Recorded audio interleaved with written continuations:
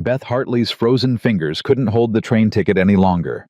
It slipped from her glove and disappeared into the Montana snow, taking her last chance at escape with it. Behind her, the stagecoach that brought her to Silver Creek was already gone. Ahead, nothing but a dying town and winter darkness. She'd been cast out by her dead husband's family called barren and worthless, and now she was stranded in a blizzard with 17 cents to her name. Then she heard his voice cut through the wind. "Ma'am, you look like you could use some help." If you want to see how far this story travels, follow it to the very end and comment what city you're watching from. Now let me tell you what happened next. The cold hit different in Montana. Beth had known cold in Philadelphia, the kind that made your cheeks pink and sent you hurrying toward warm parlors and hot tea. This wasn't that. This was the kind of cold that didn't ask permission. It just took. Took your breath. Took your hope. Took your belief that tomorrow might be better than today. She stood on the platform at Silver Creek, watching the stagecoach disappear into white nothing, and felt that cold settle into her bones. 27 years old. Widow. Childless. Unwanted. The words her mother-in-law had spoken 6 days ago still burned despite the freeze. "You couldn't give my son a child in 4 years of marriage. What use are you to this family now that he's gone?" Beth had tried to speak to defend herself, but Martha Hartley wasn't interested in explanations about God's will or medical complications or the fact that her precious son had been sick for 2 of those 4 years. "I've purchased your ticket west." Martha had continued cold as the Philadelphia winter. "My cousin runs a boarding house in Cheyenne. Perhaps she'll have work for you. Perhaps not. Either way, you're no longer my concern." The cousin in Cheyenne had taken one look at Beth, no references, no skills, no children to prove her worth, and found excuses. "Times are hard. We're full up. Try further north. Montana Territory might have opportunities." Always further, always north, always away. Until she'd run out of money in Silver Creek, a town that barely qualified as a settlement. One main street, a handful of buildings fighting against the wind, and a train station where the ticketmaster had just told her the next train east wouldn't come for 6 days. 6 days. She had 17 cents. Beth picked up her carpet bag, everything she owned fit inside it, and turned toward the town. The wind hit her face like a slap. Snow was falling harder now, the kind that erased roads and buried hope. "Miss," the ticketmaster called from his window. "You got someplace to go?" "The boarding house." "Ain't got one. Mrs. Chen runs a restaurant with 2 rooms upstairs, but she don't take lodgers this time of year. Says the cold makes people desperate and desperate people steal." Beth's throat tightened. "Is there anywhere—" "Church might take you in. Reverend Wright's got a charitable nature." He paused. "Most times." She found the church at the end of the street, a simple wooden building with a cross that leaned slightly left. The door was locked. A sign nailed beside it read, "Gone to Bozeman. Back Lord willing." The Lord wasn't willing, apparently. Beth sat on the church steps and tried to think. The cold made it hard. Her mind kept circling back to the same impossible question. What now she couldn't go back east? Wouldn't. The humiliation of returning to Martha Hartley's doorstep begging for scraps would kill her faster than this Montana winter. She couldn't stay here. 17 cents wouldn't buy 6 days of survival. She couldn't go forward. There was nowhere left to go. So she sat on those church steps and watched the snow fall, and for the first time since Robert died, she let herself cry. Not the quiet, respectable tears she'd shed at his funeral. Real crying. The kind that came from somewhere deep and hopeless. That's when she heard the wagon. Beth looked up to see 2 horses pulling a supply wagon down the main street. A man drove it tall, even sitting down. His hat pulled low against the snow. But it was the children beside him that made her breath catch. A girl, maybe 11, sitting ramrod straight despite the cold. A boy younger pressed against the man's side for warmth. The wagon stopped in front of Mrs. Chen's restaurant. "Stay close," the man said, his voice a deep rumble that carried across the empty street. "Don't wander." "Yes, Papa." the girl said, but her tone suggested she had no intention of obeying. The boy said nothing, just stuck his thumb in his mouth and stared at Beth with wide, curious eyes. The man helped both children down gentle, despite his size, and started toward the restaurant. Then he paused, turned and looked directly at Beth. She should have looked away. Should have pretended she wasn't a woman crying on church steps in a blizzard. But something in his face stopped her. He had storm gray eyes that had seen too much, and a jaw set against more than just cold. "Ma'am," he said, tipping his hat. "You all right?" The question was so unexpected, so genuinely concerned, that Beth almost started crying again. "I'm fine," she lied. He studied her for a long moment, took in her carpet bag, her fancy Philadelphia coat that wasn't made for Montana winters, the way she was shivering despite trying not to. "You don't look fine." "I'm waiting for someone." "In this weather on church steps?" Beth lifted her chin. "My business is my own, sir." Something flickered in his eyes. Respect, maybe. "Fair enough." He turned to go, but the little boy tugged on his coat. "Papa, she's cold." "Lucas, don't—" "She's crying, Papa, like when Mama—" "Lucas." The man's voice went sharp, not angry, but firm. "Inside, now." The girl grabbed her brother's hand and pulled him toward the restaurant, shooting Beth a look that was pure suspicion. But the man lingered. "Look, ma'am, I don't know your situation, and I won't pry. But if you need help, I don't need charity." Wasn't offering charity, was offering common decency. There's a difference. Beth's hands clenched around her carpet bag. Pride wanted her to refuse to insist she was fine to preserve some shred of dignity. But pride wouldn't keep her alive for 6 days with 17 cents. "The boarding house is closed," she heard herself say. "The Reverend's gone to Bozeman. The next train doesn't come for 6 days. And you got nowhere to go." It wasn't a question. Beth nodded, not trusting her voice. The man was quiet for a moment, snow gathering on his hat brim. When he spoke again, his voice was careful, like he was choosing each word with precision. "My name's Daniel McCormick. I run the Diamond M Ranch about 8 miles north of here. I came to town looking for supplies and—" He paused. "And to see if the Reverend might know any women looking for work. Work. Housekeeping. Cooking. Looking after children." He glanced toward the restaurant where his kids had disappeared. "I've been managing on my own for 7 years since my wife died, and I ain't managing well anymore." Beth's heart started beating faster. "You're offering me employment." "Might be, if you're capable." "I can cook, clean. I helped raise my younger cousins back in Philadelphia." "Philadelphia?" He said it like it explained everything. "City woman." Heat flushed through Beth's cold cheeks. "Just because I'm from the city doesn't mean I'm incapable of hard work." "Didn't say you were incapable. Said you were from the city. That's a fact, not an insult." "Then what is it?" "A concern." Daniel shifted his weight, and Beth noticed he favored his left leg slightly. Old injury. War, probably.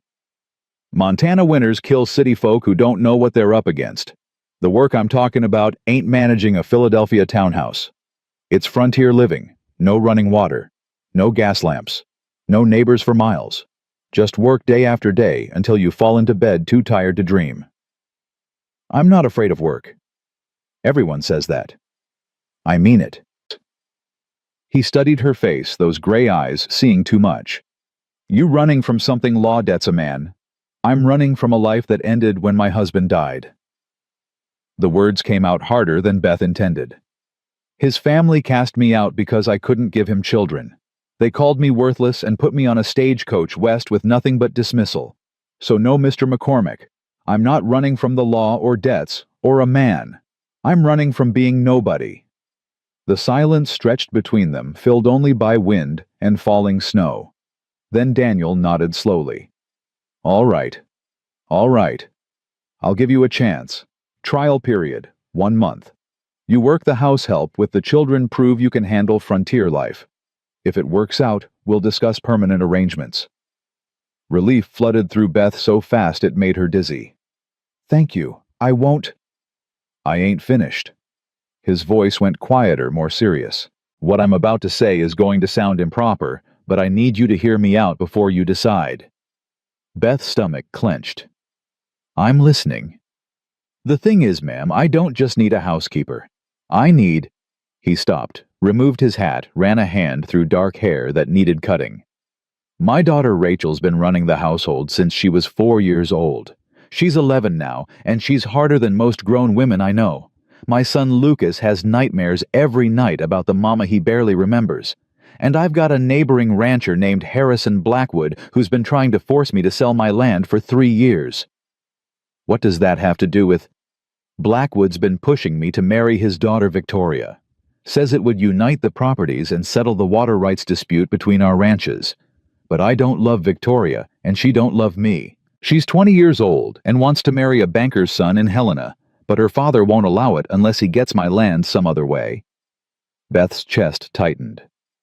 Mr. McCormick, what exactly are you proposing? He met her eyes dead on. Marriage. Not the real kind, not in the way you're thinking. A business arrangement. You'd have a home security protection from whatever you're running from. My children would have a mother, and Blackwood would have no leverage to force his daughter on me or challenge my water rights. The world tilted. You want to marry me? Beth's voice came out as a whisper. You don't even know my name. Beth Hartley, right? You said it when you mentioned Philadelphia. That's not the point. The point is, we're both desperate. He said it plainly, without shame. You need a home. I need help. Marriage solves both problems. Marriage is supposed to be about love. Love didn't save my first wife. The words came out harsh, then he softened. I'm sorry. That was cruel. But I learned the hard way that love don't keep people alive in this territory. Survival does. Partnership does. And right now, you and I both need to survive. Beth's mind raced. This was insane. Marrying a stranger she'd met 20 minutes ago, moving to an isolated ranch with 2 children who didn't know her, entering a business arrangement that would legally bind her to a man who'd just admitted he couldn't love her. But what choice did she have? 6 days until the next train. 17 cents. Nowhere to go. Nobody who wanted her. If I agreed, she said slowly, what would you expect from this arrangement? Honest work. Help with the house and children. Respect. He paused. Separate bedrooms. I won't touch you in any way you don't want to be touched. This would be a marriage on paper for practical purposes. Nothing more unless both of us decided otherwise somewhere down the line. And if it doesn't work, if I can't handle frontier life or your children hate me or... Then we'll figure it out. I ain't a monster, Mrs. Hartley. If this arrangement fails, I'll make sure you get to wherever you want to go with enough money to start over. You have my word. Beth looked past him toward the restaurant where his children waited. Through the frosted window, she could see them sitting at a table, the girl rigid and watchful, the boy small and lost. Broken children, a broken man, a broken woman. Maybe they could build something from all these shattered pieces. I have conditions, she said. Daniel's eyebrows rose. All right. If we do this, I want a real partnership, not you making all the decisions while I follow orders. I want my opinions to matter. Agreed. And your children, I won't try to replace their mother, but I won't be treated like a servant in front of them either. If I'm going to be their stepmother, I need your support when they challenge me, because they will challenge me. I expect they will. He almost smiled. Especially Rachel. One more thing. Beth's voice shook, but she forced it steady. If we do this, we do it proper. Real wedding. Real vows. I won't have people thinking I'm just some desperate woman who trapped you into a sham marriage. Whatever this arrangement is, it starts with honesty and respect. Daniel was quiet for a long moment, snow gathering on his shoulders. Then he extended his hand. You got yourself a deal, Mrs. Hartley. Beth stared at his hand, work-roughened, scarred across the knuckles, capable of gentleness, despite its size. This was it, the moment everything changed. She could take his hand and step into an unknown future, or refuse and face 6 days of winter with 17 cents. She took his hand.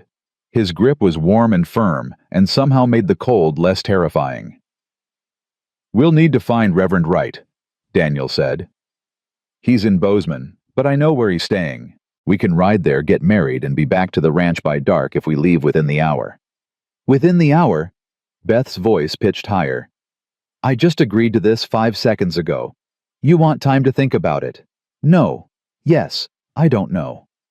She pressed her free hand to her stomach, trying to calm the panic rising there. This is insane. Probably. Daniel released her hand.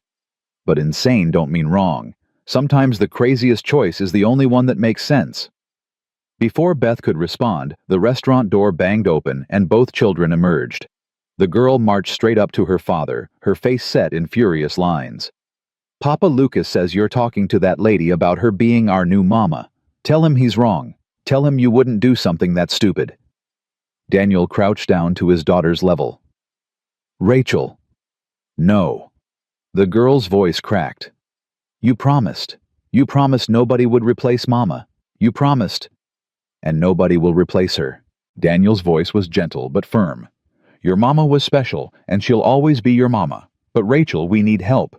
You know we do. You've been working yourself to exhaustion trying to run that house. I can handle it. You're 11 years old, baby girl. You shouldn't have to handle it. Rachel's eyes filled with tears. She refused to let fall. She'll leave, just like Mama left. Everyone leaves. Your mama didn't leave. She died. There's a difference. It feels the same. The boy Lucas had been standing behind his sister, but now he stepped forward. His thumb was in his mouth again, his eyes locked on Beth. Are you gonna be our mama? He asked. Beth's throat closed. What was she supposed to say to this child? How could she promise anything when she didn't know if she'd survive a month in Montana? I'm going to try, she said finally. If you'll let me. Will you read to us? Mama used to read to us before she... His voice got small. Before. Yes, I'll read to you. Will you make breakfast? Papa burns everything? Despite everything, Beth almost smiled. I'll make breakfast. Will you stay? The question came out as a whisper. Will you promise not to leave like Mama did? Beth looked at Daniel, saw the pain in his eyes, the fear. Then she looked back at Lucas and spoke the only truth she had. I can't promise I won't die, sweetheart. Nobody can promise that. But I can promise I won't choose to leave. I'll stay as long as I'm wanted and needed. That's the best promise I can make. Lucas studied her with eyes too old for his face. Then slowly he nodded. Rachel, however, wasn't satisfied. Papa, this is crazy. You don't even know her. I know enough. You knew Mama for 6 months before you married her. And look how that... Rachel stopped, horror crossing her face. I'm sorry, I didn't mean... It's all right, Ray. Daniel stood his hand on his daughter's shoulder. You're scared. I understand. But I need you to trust me. Can you do that? Rachel looked at Beth with pure fury. If you hurt my papa or my brother, I'll make you sorry. I don't care if you're a grown woman and I'm just a kid. I'll find a way. Rachel Marie McCormick. It's all right, Beth interrupted. She crouched down to Rachel's level, making herself vulnerable. You're protecting your family. That's brave. And you're right not to trust me yet. I haven't earned it, but I will. I promise you, Rachel, I will earn your trust. Promises don't mean nothing. Then I'll show you with actions instead of words. The girl stared at her, looking for weakness, for lies, for anything that confirmed her worst fears. Beth stared back, refusing to look away. Finally, Rachel turned to her father. I still think this is stupid. Noted. And I'm not calling her Mama. Nobody's asking you to. And if she tries to change anything about how we do things, then we'll talk about it as a family, all of us together. Daniel looked at Beth. That acceptable to you? More than acceptable. All right then. He straightened his hat. Mrs. Hartley, if you're still willing, we've got a reverend to find and a wedding to get to before this blizzard gets worse. Beth picked up her carpet bag and looked at the three faces watching her. Daniel, with his storm-gray eyes, and old war wounds Rachel, with her fierce protectiveness and buried grief, Lucas with his desperate hope and thumb-sucking fear. Her new family. God help them all. I'm willing, she said. And just like that, Beth Hartley stepped off the church steps and into a future she couldn't have imagined that morning. The ride to Bozeman took 3 hours through snow that tried its best to kill them. Beth sat in the back of the wagon, wrapped in a blanket Daniel had given her, watching Montana Territory roll past in shades of white and gray. Rachel sat up front with her father, spine straight, refusing to acknowledge Beth's existence. Lucas sat beside Beth, his small body pressed against hers for warmth. "You're really gonna marry Papa?" he asked quietly. "Yes." "How come?" "Because I have nowhere else to go. Because your father offered me survival when I had none. Because sometimes desperation looks like destiny." "Because he asked," Beth said instead. "And because I think we might be able to help each other." "Rachel says you're just using Papa for his money." "I don't want your father's money, Lucas. I want a home. There's a difference." "What's the difference?" Beth thought about that. "Money is something you take and leave. A home is something you build and stay for." Lucas considered this, then nodded. "Okay." They found Reverend Wright at a boarding house in Bozeman, warming himself by a fire, and looking surprised to see Daniel McCormick standing in his parlor with a strange woman and 2 children. "Daniel, what brings you out in this weather? Need you to perform a wedding, Reverend." Wright's bushy eyebrows climbed toward his hairline. "A wedding today in a blizzard, if you're willing." "And the bride is—" "Beth Hartley, sir." Beth stepped forward, trying to look like a woman who made rational decisions instead of desperate ones. "Recently widowed. From Philadelphia." "Philadelphia." The Reverend looked between them, clearly trying to piece together how a Philadelphia widow ended up in Montana, about to marry a rancher she'd presumably just met. "This seems rather sudden." "It is," Daniel admitted. "But we're both of sound mind and acting of our own free will. That's sufficient. I'd like to speak with Mrs. Hartley privately first, if you don't mind." In the Reverend's small office, surrounded by books and the smell of old paper, Wright studied Beth with kind but sharp eyes. "Are you being coerced, Mrs. Hartley?" "No." "Are you aware this marriage will be legally binding?" "Yes." "And you understand you'll be living on an isolated ranch caring for 2 children who aren't yours, partnered with a man you don't know?" Beth met his eyes. "I understand all of it, Reverend, and I'm still choosing this." "Why?" The question was gentle but demanded truth. "Because the alternative is worse," Beth said quietly. "I have no family, no money, nowhere to go. Mr. McCormick is offering me a chance to be useful again, to matter to someone. That might not be romantic, but it's honest." Wright was quiet for a moment. "And what about love-child marriage should be built on more than utility?" "I had love, Reverend. I married my husband because I loved him and thought we'd have a lifetime together. Then he got sick and died, and his family threw me away like I was nothing. Love didn't protect me. It didn't save me." Her voice hardened. "Maybe practical arrangements are more honest than romantic ones. That's a bitter philosophy for one so young." "Maybe. But it's the one I'm living with." The Reverend sighed, then nodded. "All right, Mrs. Hartley. If this is truly your choice, I'll perform the ceremony. But I want you to remember something." "What?" "Marriage vows are sacred, whether spoken from love or necessity. Once you make this commitment, you'll be bound to Daniel and those children in the eyes of God. That's not something to take lightly." "I'm not taking it lightly, Reverend. I'm taking it seriously. Maybe that's better." The ceremony was brief and businesslike, performed in the Reverend's parlor, with only the children as witnesses. Rachel stood rigid and disapproving. Lucas watched with wide, confused eyes, and Beth barely heard the words through the roaring in her ears. When Wright asked if she took Daniel to be her husband, her voice shook. "I do." Daniel's voice was steady and sure when he made his vows. If he had doubts, they didn't show. "You may kiss the bride," Wright said. Daniel leaned down. God, he was tall, and pressed a brief, chaste kiss to Beth's lips. It was over in a second, but it was enough to make it real. She was married again. To a stranger. In Montana. In a blizzard. God help her. As they signed the marriage certificate, Lucas tugged on Beth's sleeve. "Are you our mama now?" Beth looked at Daniel, asking silent permission. He nodded. "I suppose I am," she said softly. "Good." Lucas slipped his small hand into hers. "I'm glad." Rachel said nothing, just stared out the window at the falling snow, her jaw set against feeling anything. On the ride back to the ranch, Daniel spoke for the first time in an hour. "You all right?" "I don't know what I am." "That's fair." He kept his eyes on the road. "For what it's worth, I'll do right by you.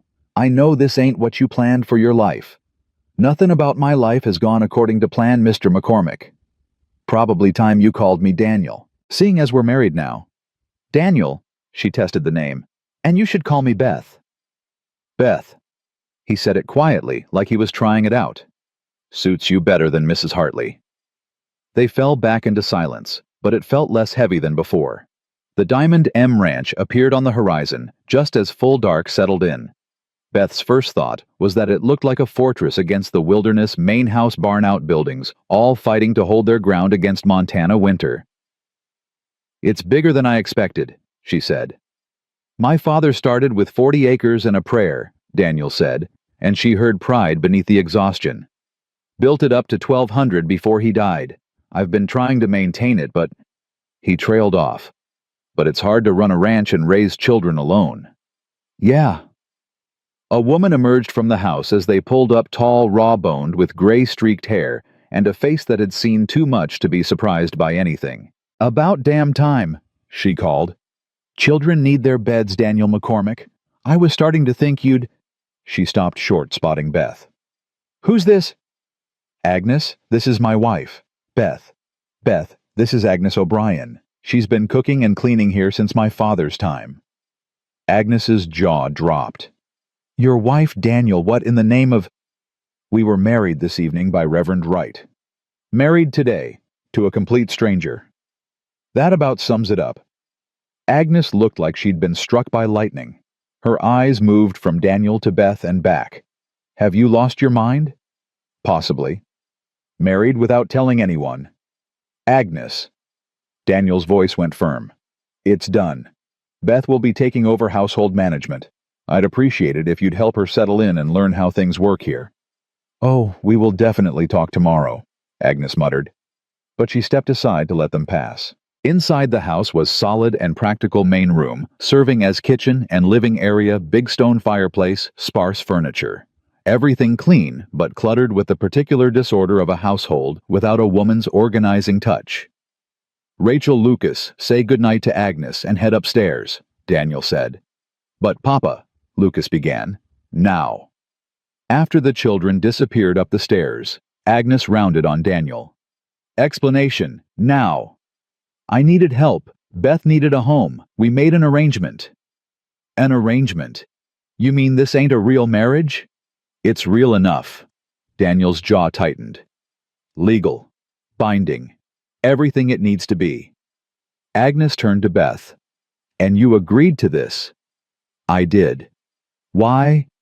"Because I was out of options and your employer made me an offer. I'm not proud of the circumstances, but I'm grateful for the opportunity." Something flickered in Agnes's eyes. Maybe approval, maybe just surprise. "Well, at least you're honest about it." She showed Beth to a bedroom upstairs, the former mistress's room, though Agnes didn't say that explicitly. It was beautiful in a faded way lace curtains, handmade quilt vanity, with a silver brush set. But everything was covered in dust and the air smelled stale. "This was Daniel's first wife's room," Agnes said quietly. "He hasn't let anyone touch it since she died. You'll be the first." Beth's chest tightened. "What was she like?" Agnes was quiet for a long moment. Sarah was delicate, like a hothouse flower trying to survive a prairie winter. She wasn't built for this life, but she tried. God, she tried. The isolation drove her mad, though. By the time Lucas came, she was already— Agnes shook her head. The childbirth just finished what Montana started. Daniel loved her. In his way. But love ain't enough out here. You need strength, resilience. The will to survive when everything's trying to kill you. Agnes studied Beth. You got that in you. I guess we'll find out. After Agnes left, Beth sat on the edge of the bed, her bed now, and tried to process everything that had happened in the last 12 hours. This morning, she'd been nobody sitting on church steps in a blizzard with 17 cents.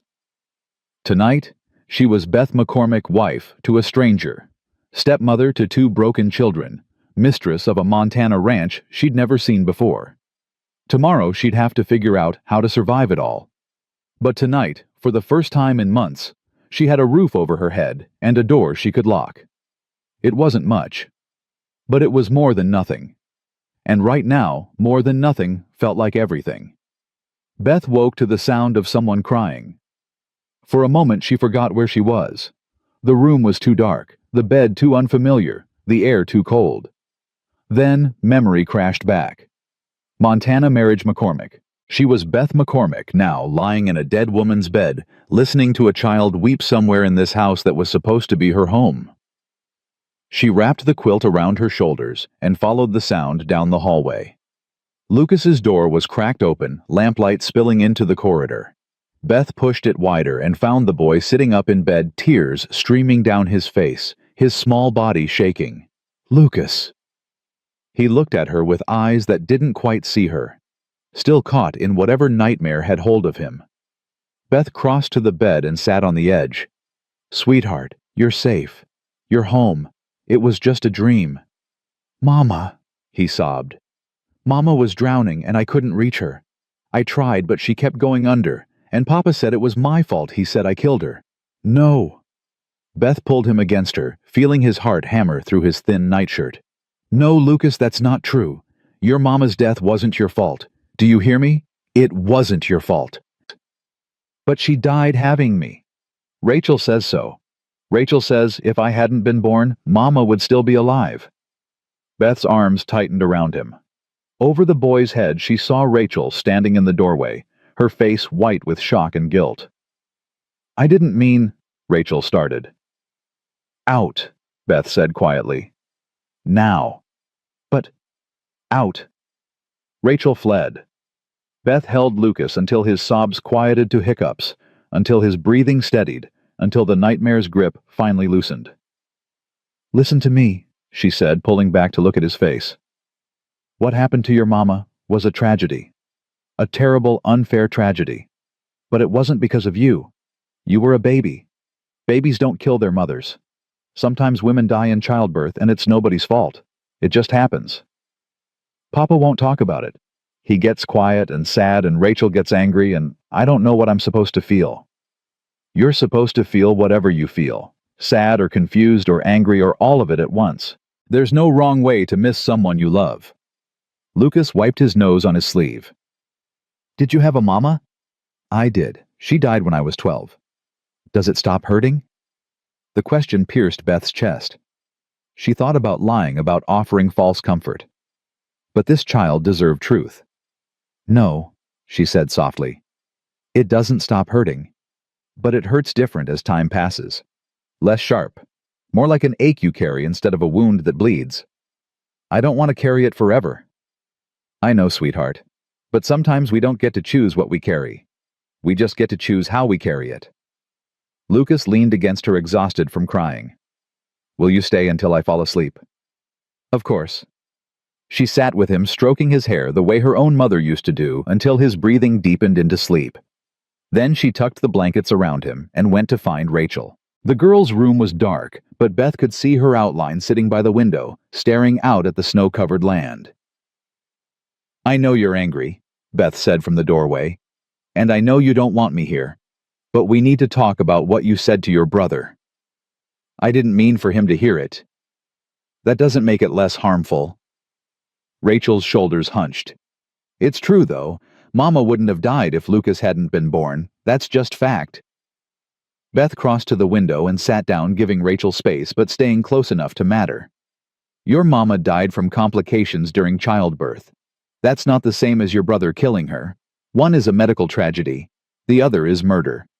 Do you understand the difference? I understand Mama's gone and he's here. And you blame him for that. Somebody has to be blamed. Why?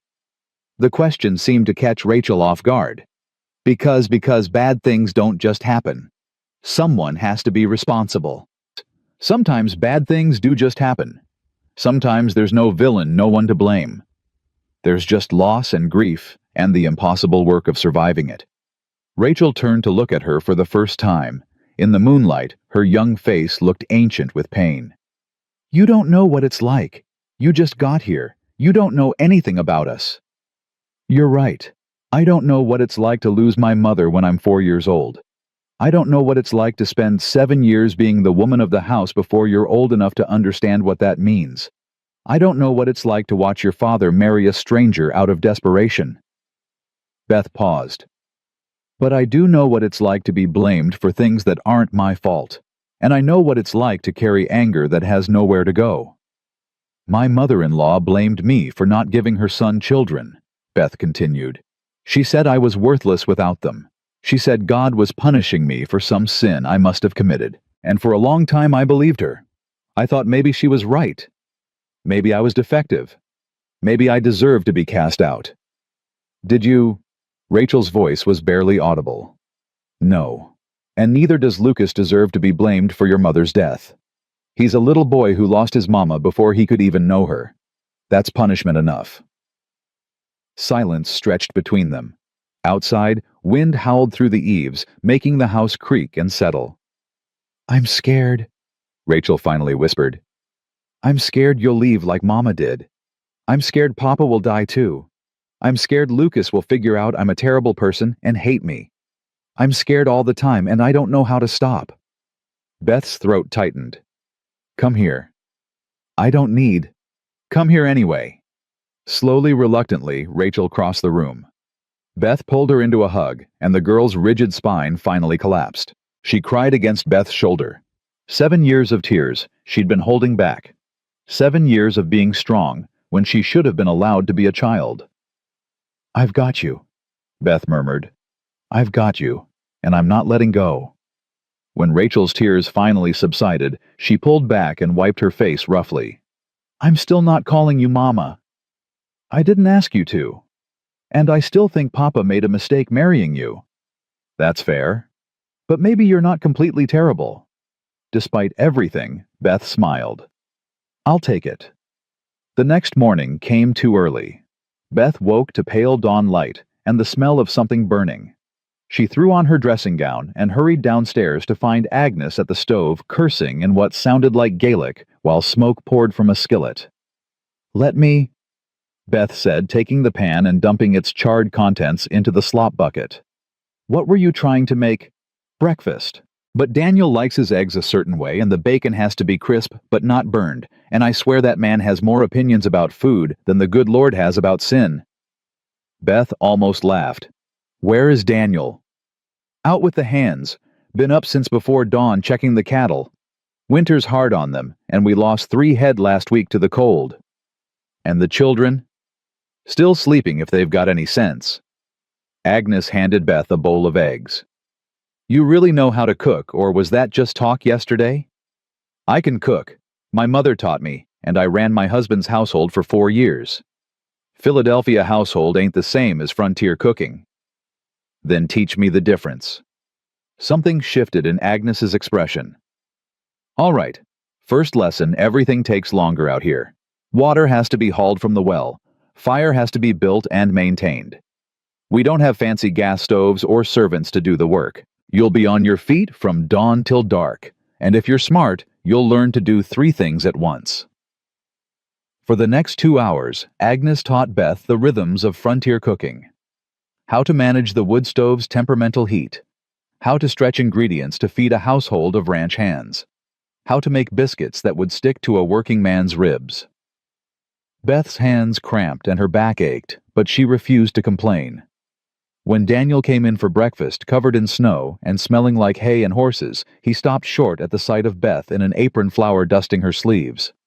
You're up early. Couldn't sleep. Heard crying last night. Lucas? He had a nightmare. I sat with him until he settled. Daniel's jaw tightened. He gets them most nights. Sarah used to sing to him, but I don't. I can't. I'll handle it. You don't have to. I'm his stepmother now. It's my job. Beth set a plate in front of him. Eggs and bacon. Agnes says you're particular about how they're cooked. He looked down at the plate, then up at her, something unreadable in those storm-gray eyes. Looks perfect. The children came down while he was eating. Lucas immediately went to Beth's side, slipping his hand into hers. Rachel hung back, watching them all with wary eyes. Morning, Papa, Lucas said. Morning, son. Sleep all right after? Beth stayed with me. She said Mama dying wasn't my fault. Daniel's fork clattered against his plate. His eyes found Beth's, and she saw something crack in his careful control. She's right. It wasn't your fault, Lucas. I'm sorry if I ever made you think. You didn't, Papa, but Rachel did. Every head turned to the girl. She flushed red, but lifted her chin. I said I was sorry. To me, Lucas challenged. I'm saying it now. I'm sorry. I was wrong. The words came out stilted, forced, but genuine. Mama dying wasn't your fault. It was just terrible and unfair, and I wanted someone to blame. Daniel stood slowly. Rachel, come here. She went to him, and he pulled her into a hug that looked like it hurt them both, all the affection they'd been denying themselves for years, suddenly breaking through. I'm sorry, too, he said roughly. I should have talked to you about this, should have made sure you understood. I was just so I couldn't face it, but that wasn't fair to you, to either of you. Beth turned away, giving them privacy, and found Agnes watching her with sharp eyes. You've been here one day, the older woman said quietly. One day, and you've already cracked open wounds this family's been ignoring for years. Is that a good thing or a bad thing? Depends on whether the wounds can heal or just bleed out.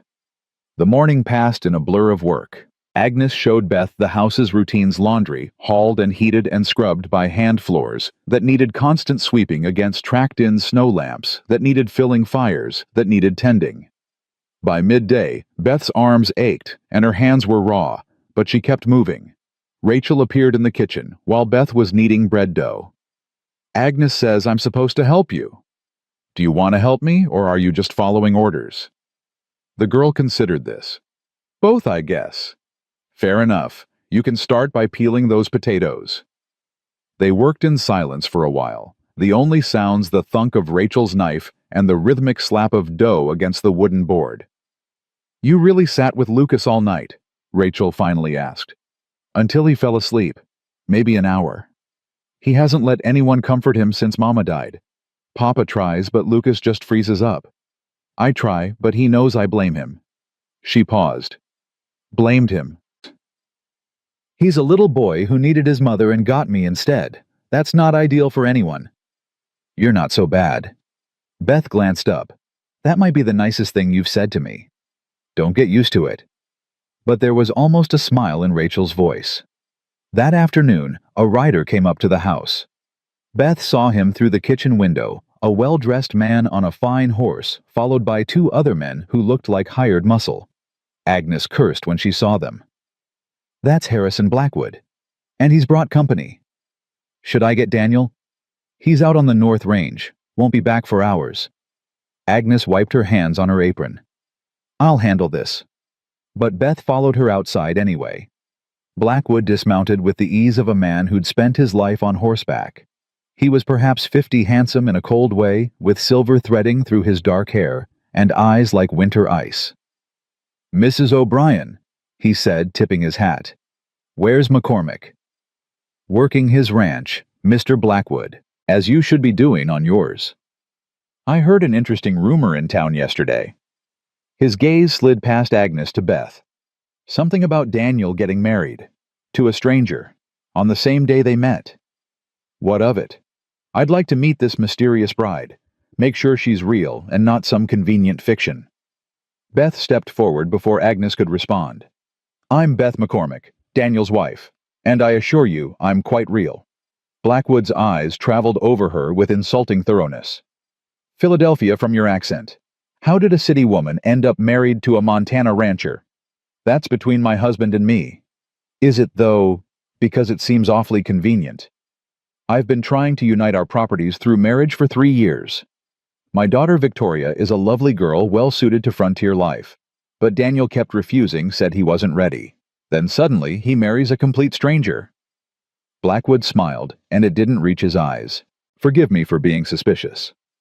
My marriage to Daniel is legal and binding. If you doubt that, feel free to ask Reverend Wright. He performed the ceremony. Oh, I don't doubt you have a marriage certificate.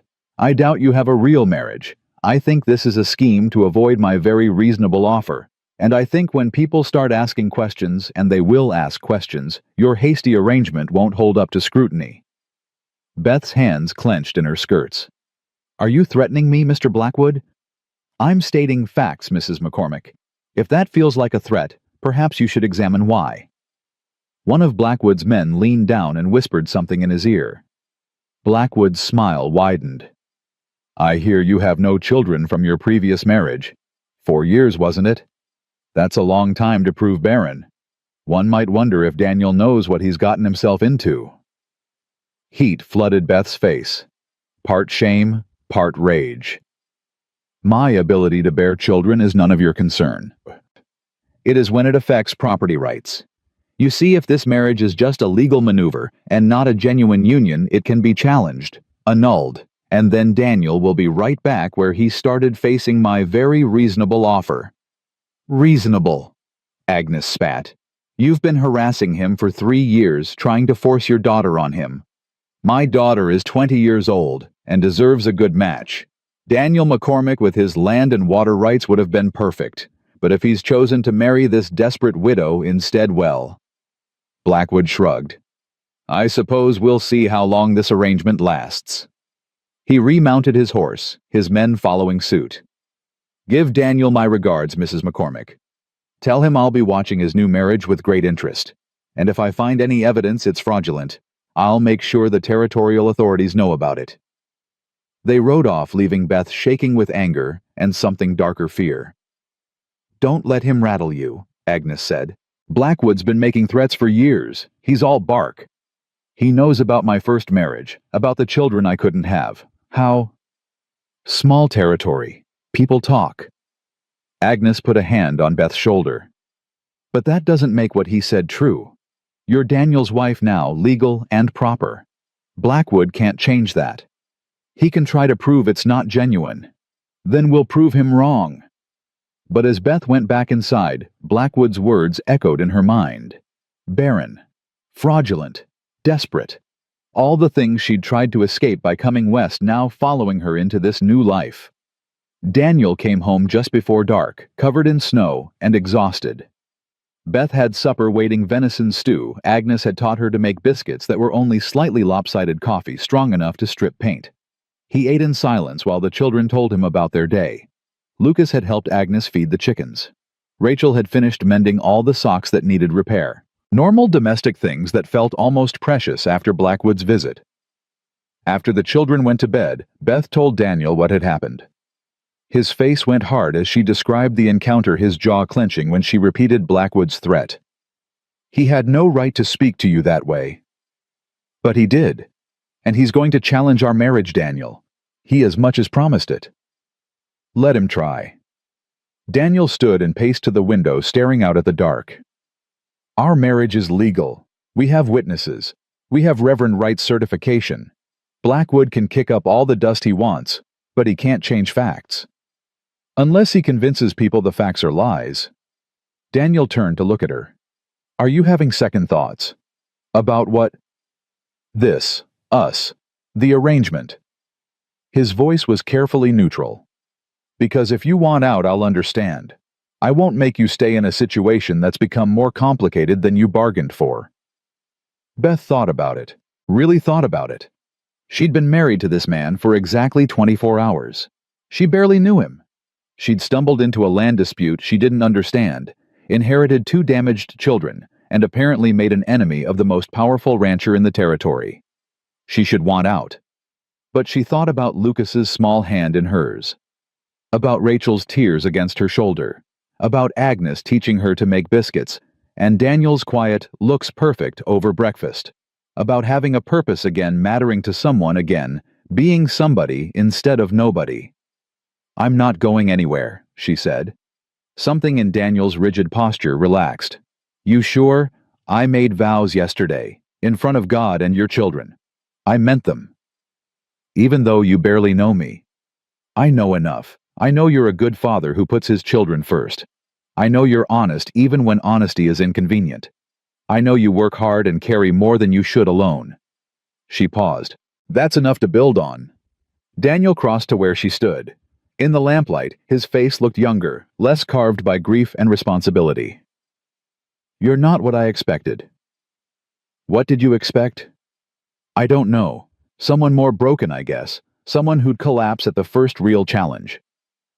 "I am broken," Beth said. "But broken doesn't mean weak. Sometimes it just means you've survived things that should have killed you." He studied her face for a long moment. "I'm glad you're here, Beth. I know that's not romantic or poetic, but it's true. I'm glad." "I'm glad too." They stood there in the quiet kitchen, the house settling around them, and Beth felt something shift. Not love. They weren't there yet, might never be there. But partnership, recognition, the beginning of trust. It was enough. The next week fell into a pattern. Beth rose before dawn to help Agnes with breakfast. She learned to manage the temperamental stove, to make coffee that could wake the dead, to stretch ingredients into meals that fed hungry men. Her hands developed calluses. Her arms grew stronger. Her back learned to endure. The children slowly began to accept her. Lucas followed her everywhere, chattering about everything and nothing, desperate for attention. Rachel maintained her distance, but stopped actively resisting. Small victories, but victories nonetheless. Daniel remained polite, but remote. They lived like cordial strangers, sharing space, passing in doorways, exchanging necessary information, careful never to touch or presume intimacy. At night, Beth slept in Sarah's old room, while Daniel took the small office downstairs. Separate. Safe. Exactly what they'd agreed to. But sometimes, Beth would catch him watching her with an expression she couldn't read. And sometimes, she'd find herself noticing things about him, the way he gentled his voice when talking to Lucas, the patience he showed Rachel, the careful way he removed his boots so he wouldn't track mud through the house she'd just cleaned. Small things. Human things. Things that made him real, instead of just the stranger she'd married. On the 7th day, snow fell so thick they couldn't see the barn from the house. Daniel and the ranch hands worked in shifts, making sure the cattle didn't freeze. Agnes cursed the weather and made enough soup to feed an army. The children grew restless, cooped up inside with nothing to do. Beth found them fighting in the afternoon, Rachel holding Lucas's favorite toy horse above her head while he cried and jumped for it. "Give it back!" Lucas shouted. "Make me... both of you stop!"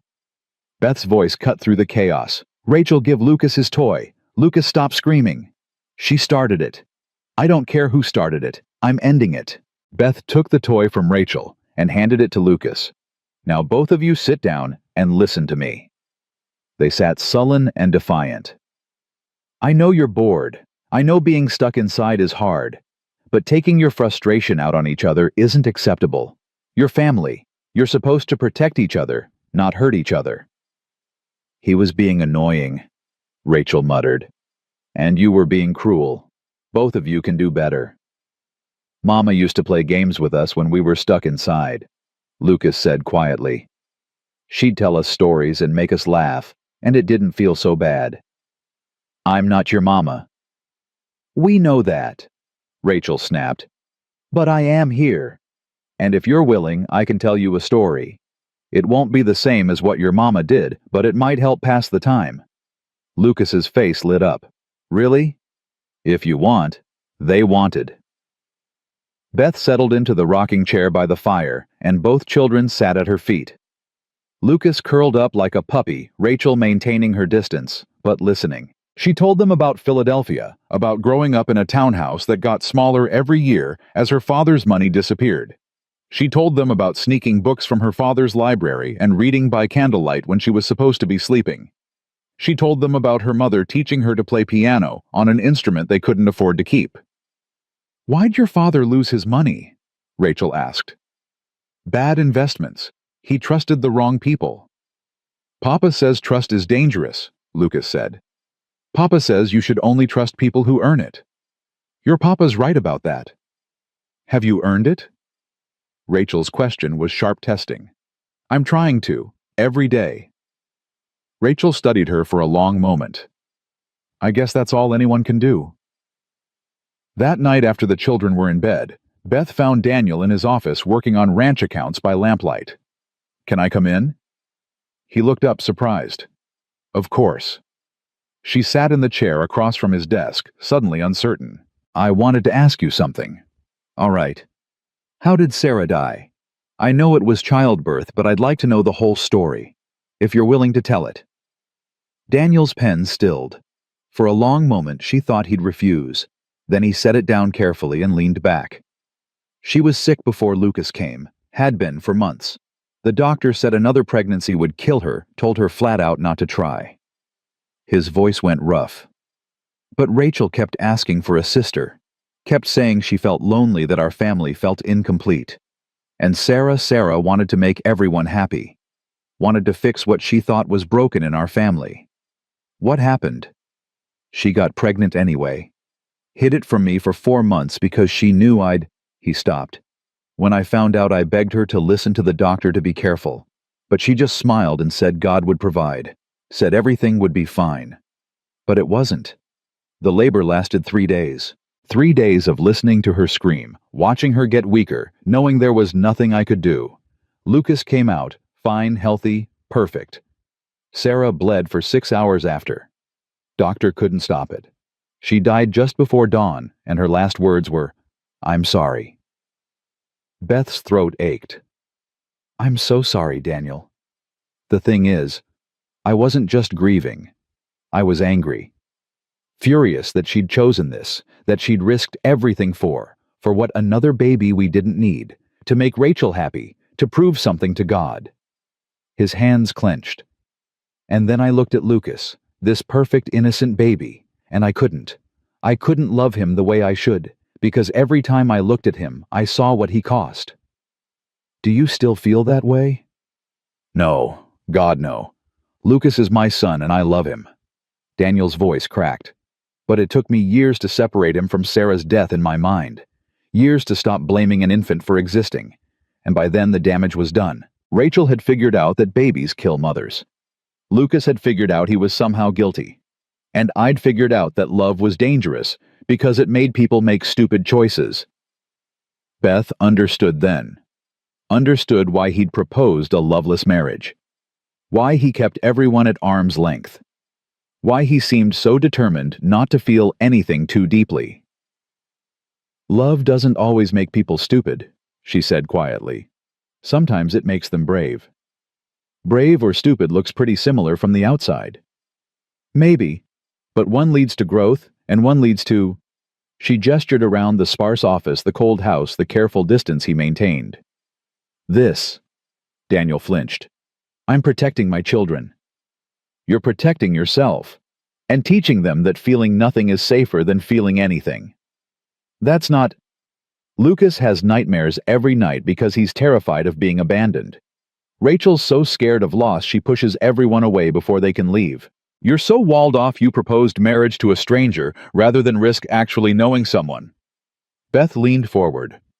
This isn't protection, Daniel. This is just a different kind of dying. And you're an expert on living. The words stung because they were true. No, I'm just as damaged as you are, but at least I'm trying to heal instead of treating my wounds like armor. Silence crashed between them. Then Daniel's face crumpled slightly. I don't know how to be any different. Neither do I, but maybe we can figure it out together. He looked at her, then really looked at her, and Beth saw past the walls to the man beneath, scared and lonely, and so tired of carrying everything alone. I want to try, he said finally. I want to be better. For Lucas and Rachel. For you. But I don't know if I can. Then start small. Let me help you. Stop trying to do everything alone. Trust me with some of the weight you're carrying. What if I trust you and you leave?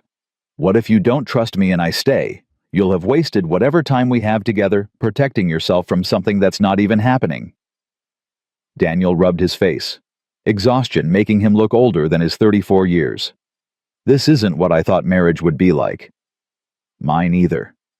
But maybe that's not a bad thing. Maybe we can build something better than what we expected. Maybe. He stood and moved to the window. Outside, snow was still falling, burying the world in white. Beth. Yes. Thank you. For telling the children about Sarah. For sitting with Lucas. For trying with Rachel, even though she's making it hell for you. She's scared. Fear makes people cruel. Is that why you're so kind? Because you know what it's like to be scared. Beth considered this. I'm kind because I know what it's like when nobody else is. When you're alone and desperate and everyone's turned their back. I won't do that to others, not if I can help it. Daniel turned to look at her, and something in his expression made her breath catch. You're a remarkable woman, Beth McCormick. I'm a stubborn one. There's a difference. Maybe they're the same thing. He crossed to where she sat and did something he hadn't done since their wedding day. He touched her. Just a hand on her shoulder, brief and careful, but it felt like a promise. Good night, Beth. Good night, Daniel. But as she climbed the stairs to her lonely bedroom, Beth felt something unfamiliar warming her chest. Not love, not yet, but possibility. The beginning of connection. The tentative reach of two broken people toward something that might eventually become whole. Outside, the snow kept falling. Inside, slowly, carefully, a family began to heal. The summons came 3 weeks later. Beth was kneading bread dough when Agnes burst through the kitchen door, her face white with fury, waving a folded paper. That bastard actually did it. What happened? Harrison Blackwood filed a complaint with the territorial court. Says your marriage to Daniel is fraudulent. Says it's a sham arrangement designed to circumvent his legitimate business interests. Agnes slapped the paper onto the table. There's going to be a hearing, 2 weeks from today, in Silver Creek. Beth's hands stilled in the dough. A hearing. To determine if your marriage is legal or if it should be annulled. Agnes's voice shook. He's really doing this. He's going to try to destroy your family in front of the whole damn territory. Daniel came in from the barn and went still when he saw their faces. What's wrong? Beth handed him the summons without a word. She watched his jaw tighten as he read, watched the muscle jump in his cheek, watched fury and fear war across his features. When? His voice was deadly quiet. 2 weeks. Judge Morrison's coming from Helena to preside. Agnes wrung her hands. Daniel, this is bad. Morrison's known to be sympathetic to established landowners. Blackwood's got money and influence. If he convinces the judge your marriage isn't genuine, then what? They dissolve it, and Beth gets thrown out with nothing. I end up forced to marry Victoria or sell my land. Daniel crumpled the paper in his fist. Like hell. Papa. Rachel stood in the doorway, Lucas behind her. What's happening? Beth saw Daniel struggle with how much to tell them. She stepped in before he could decide to lie. Mr. Blackwood is challenging our marriage. He's claiming it's not real. There's going to be a hearing where a judge will decide if Papa and I should stay married. Lucas's face crumpled. They can take you away. They're going to try. No. The boy ran to Beth and wrapped his arms around her waist. No, you can't leave. You promised you'd stay. You promised. I promised I wouldn't choose to leave. I'm not choosing this, sweetheart. Then fight it. Rachel's voice was sharp, fierce. Don't just let them take you. Beth looked at Daniel over the children's heads. What do we do? He was quiet for a long moment, thinking. When he spoke, his voice was calm but hard as iron. We prove them wrong. We prove our marriage is real in every way that matters. How? However we have to. That night, after the children were asleep, Daniel knocked on Beth's bedroom door. She opened it to find him standing in the hallway, still dressed, holding 2 cups of coffee. We need to talk about strategy. She let him in, and they sat her on the bed, him in the chair by the window, and tried to figure out how to convince a judge their marriage was genuine when they both knew it had started as anything but. They'll ask how we met, Daniel said. We tell them the truth. You were stranded in Silver Creek. I needed help. We made a practical decision. That sounds exactly like what Blackwood's claiming. Then we emphasize what's happened since, how you've become part of this family, how the children have bonded with you. In 3 weeks, nobody bonds that fast. We did. Daniel met her eyes. Didn't we? Beth thought about Lucas's hand in hers, about Rachel's tears on her shoulder, about standing in this kitchen learning to make biscuits while Agnes cursed in Gaelic, about Daniel's careful touch on her shoulder 3 nights ago. Yes, she said quietly. We did. Then we tell them that. We tell them about Lucas's nightmares and how you're the only one who can calm him. We tell them about Rachel learning to trust again. We tell them this marriage might have started as convenience, but it's become something real. What if they don't believe us? They will, because it's true. He paused. But Beth, there's something else they're going to ask about. Something we need to address. Her stomach clenched. What? Whether we're sharing a bedroom. Whether the marriage has been consummated. His ears went red, but his voice stayed steady. It's going to come up. Blackwood will make sure of it. And right now, anyone who looks can see we're sleeping separately. You said separate bedrooms. That was our agreement. I know. And I'm not suggesting we change that unless you want to. But we need to appear as though we're husband and wife in truth, not just on paper. Beth's hands twisted in her lap. What are you proposing? That I move my things into your room. That we sleep in the same bed even if nothing happens. Just to maintain appearances. You want to share a bed with me? I want to protect our marriage. If that means sharing a bed, then yes. And you promise nothing will happen, you won't. Beth. Daniel's voice was gentle but firm. I gave you my word on our wedding day that I wouldn't touch you in any way you didn't want. That hasn't changed. This is about survival, not that. She believed him. God help her. She believed him. And maybe that was the strangest part of this whole arrangement, that she trusted this man she'd known less than a month more than she'd ever trusted anyone. All right, she said. Move your things in tomorrow. We'll start acting like a real married couple, in public and in private. Thank you. Don't thank me yet. We still have to convince a judge we're telling the truth. Daniel stood to leave, then paused at the door. Beth. For what it's worth, this stopped being just an arrangement for me about 2 weeks ago. I don't know when it happened exactly, but somewhere between watching you gentle Lucas through his nightmares and seeing you stand up to Blackwood and listening to you call me out on my bullshit somewhere in there, this became real. Her breath caught. What are you saying? I'm saying I care about you, not because you're useful or convenient, because you're you. Because you're brave and stubborn and kind even when kindness costs you. Because when I think about you leaving, it feels like losing something precious. He looked away. I know that's not what we agreed to. I know I said this would stay practical, but I can't seem to help it. Beth's heart hammered against her ribs. Daniel, you don't have to say anything back. I just needed you to know, before we go into that hearing, before we stand in front of a judge and swear our marriage is real. I needed you to know that for me at least it already is. He left before she could respond. Beth sat alone in the room that had been Sarah's, staring at the empty doorway, trying to process what had just happened. Daniel cared about her. Genuinely cared. This marriage that had started as desperation had become something neither of them had planned for. And the terrifying part was, she felt it too, somewhere between learning to make biscuits and defending his children, and watching him gentle horses with those careful hands somewhere in there, she'd started caring back. The next morning, Daniel moved his clothes into her wardrobe. His shaving kit appeared on the vanity. His boots lined up next to hers by the door. Small changes that made the room feel completely different. That night they lay side by side in the bed that had belonged to his first wife, careful not to touch, staring at the ceiling in the dark. This is awkward, Beth finally said. Extremely. Are you comfortable? No. You? Not even a little. Despite everything, they both laughed. And somehow the laughter broke. The tension made this strange new intimacy bearable. Tell me something, Daniel said. Something I don't know about you.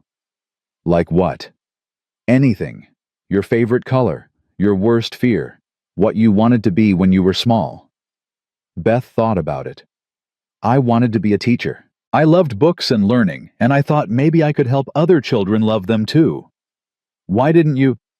My father couldn't afford to send me to normal school, and then I got married and Robert's mother thought teaching was beneath our family's station. She said my job was to produce heirs and manage the household, not waste time with other people's children. Did Robert agree with her? Robert never disagreed with his mother about anything. He was kind but weak. He loved me, I think, but not enough to stand up for me when it mattered. Daniel was quiet for a moment. I'd have let you teach, if you'd wanted to. Would you? Why not? You're good with children, you're patient and smart, and you actually listen to them instead of just talking at them. That's rare. Something warm bloomed in Beth's chest. Your turn. Tell me something I don't know. I can't read very well. Never had proper schooling. I can manage ranch accounts and legal documents if I take my time, but books? He paused. I've been pretending to read to Lucas at night, just making up stories based on the pictures. He's figured it out, but he's too kind to say anything. I could teach you? I'm 34 years old, bit late for lessons. It's never too late to learn. If you want to, I could help you. Daniel turned his head to look at her in the darkness. You'd do that? Of course. We're partners, aren't we? Partners help each other. Yeah. His voice went soft. We are. They fell asleep like that, talking quietly in the dark, and Beth woke some time before dawn to find Daniel's arm draped across her waist and her head tucked against his shoulder. Neither of them had meant to end up tangled together, but sleep had made them honest. She should have moved away, should have maintained the careful distance they'd agreed to, but his warmth felt good and safe and right, so she stayed where she was until the first light came through the window and forced them both awake. Daniel pulled back immediately. Sorry, I didn't mean to. It's fine. I wasn't trying to take advantage. Daniel. Beth put her hand on his arm. It's fine. We're married. We're allowed to sleep next to each other. Right. But he still looked uncertain, like he'd crossed some invisible line. The children noticed the change immediately. At breakfast, Lucas climbed into Beth's lap without asking and announced, Papa slept in your room last night. I heard him snoring. Rachel's fork paused halfway to her mouth. Did he? Yes, Daniel said firmly. Because Beth is my wife, and married people share a bedroom. Any other observations you'd like to share, son? Lucas grinned. Nope. But Rachel was watching them both with sharp, assessing eyes. After the meal, she cornered Beth in the kitchen while Agnes was outside feeding chickens. Are you and Papa really married now? Like actually married? We've been actually married since the day we spoke our vows. You know what I mean. Are you... Rachel struggled with the words. Are you together, or are you still just pretending? Beth chose her words carefully. Your father and I are building something real. It might not look like other people's marriages, but it's genuine. Does that bother you? I don't know yet. Rachel twisted her apron between her hands. I spent 7 years thinking nobody could replace Mama, that Papa would stay alone forever, and I'd just keep running the house until I was old enough to marry someone and leave. But then you came and everything changed. Change is scary. It's more than scary. It's, what if I let myself care about you and then you die too? Or what if Papa loves you more than he loved Mama, and I forget what Mama was like? Or what if... Her voice broke. What if I'm happy, and that means I'm betraying Mama's memory? Beth pulled the girl into a hug. Listen to me, Rachel. Your Mama would want you to be happy.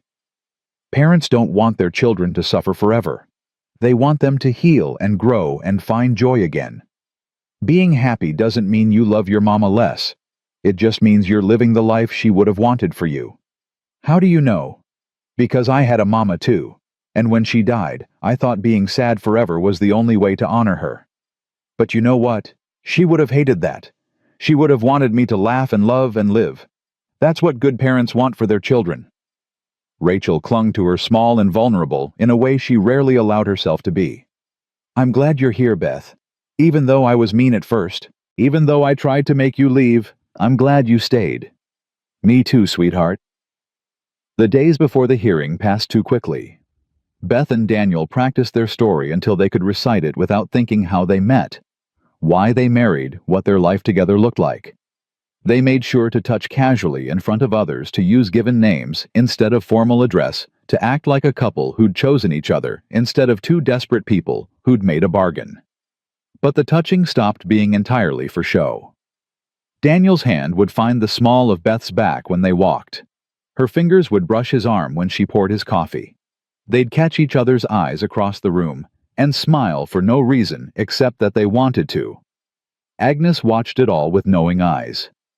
You two are either the best actors I've ever seen, or this marriage is becoming exactly what you're claiming it is.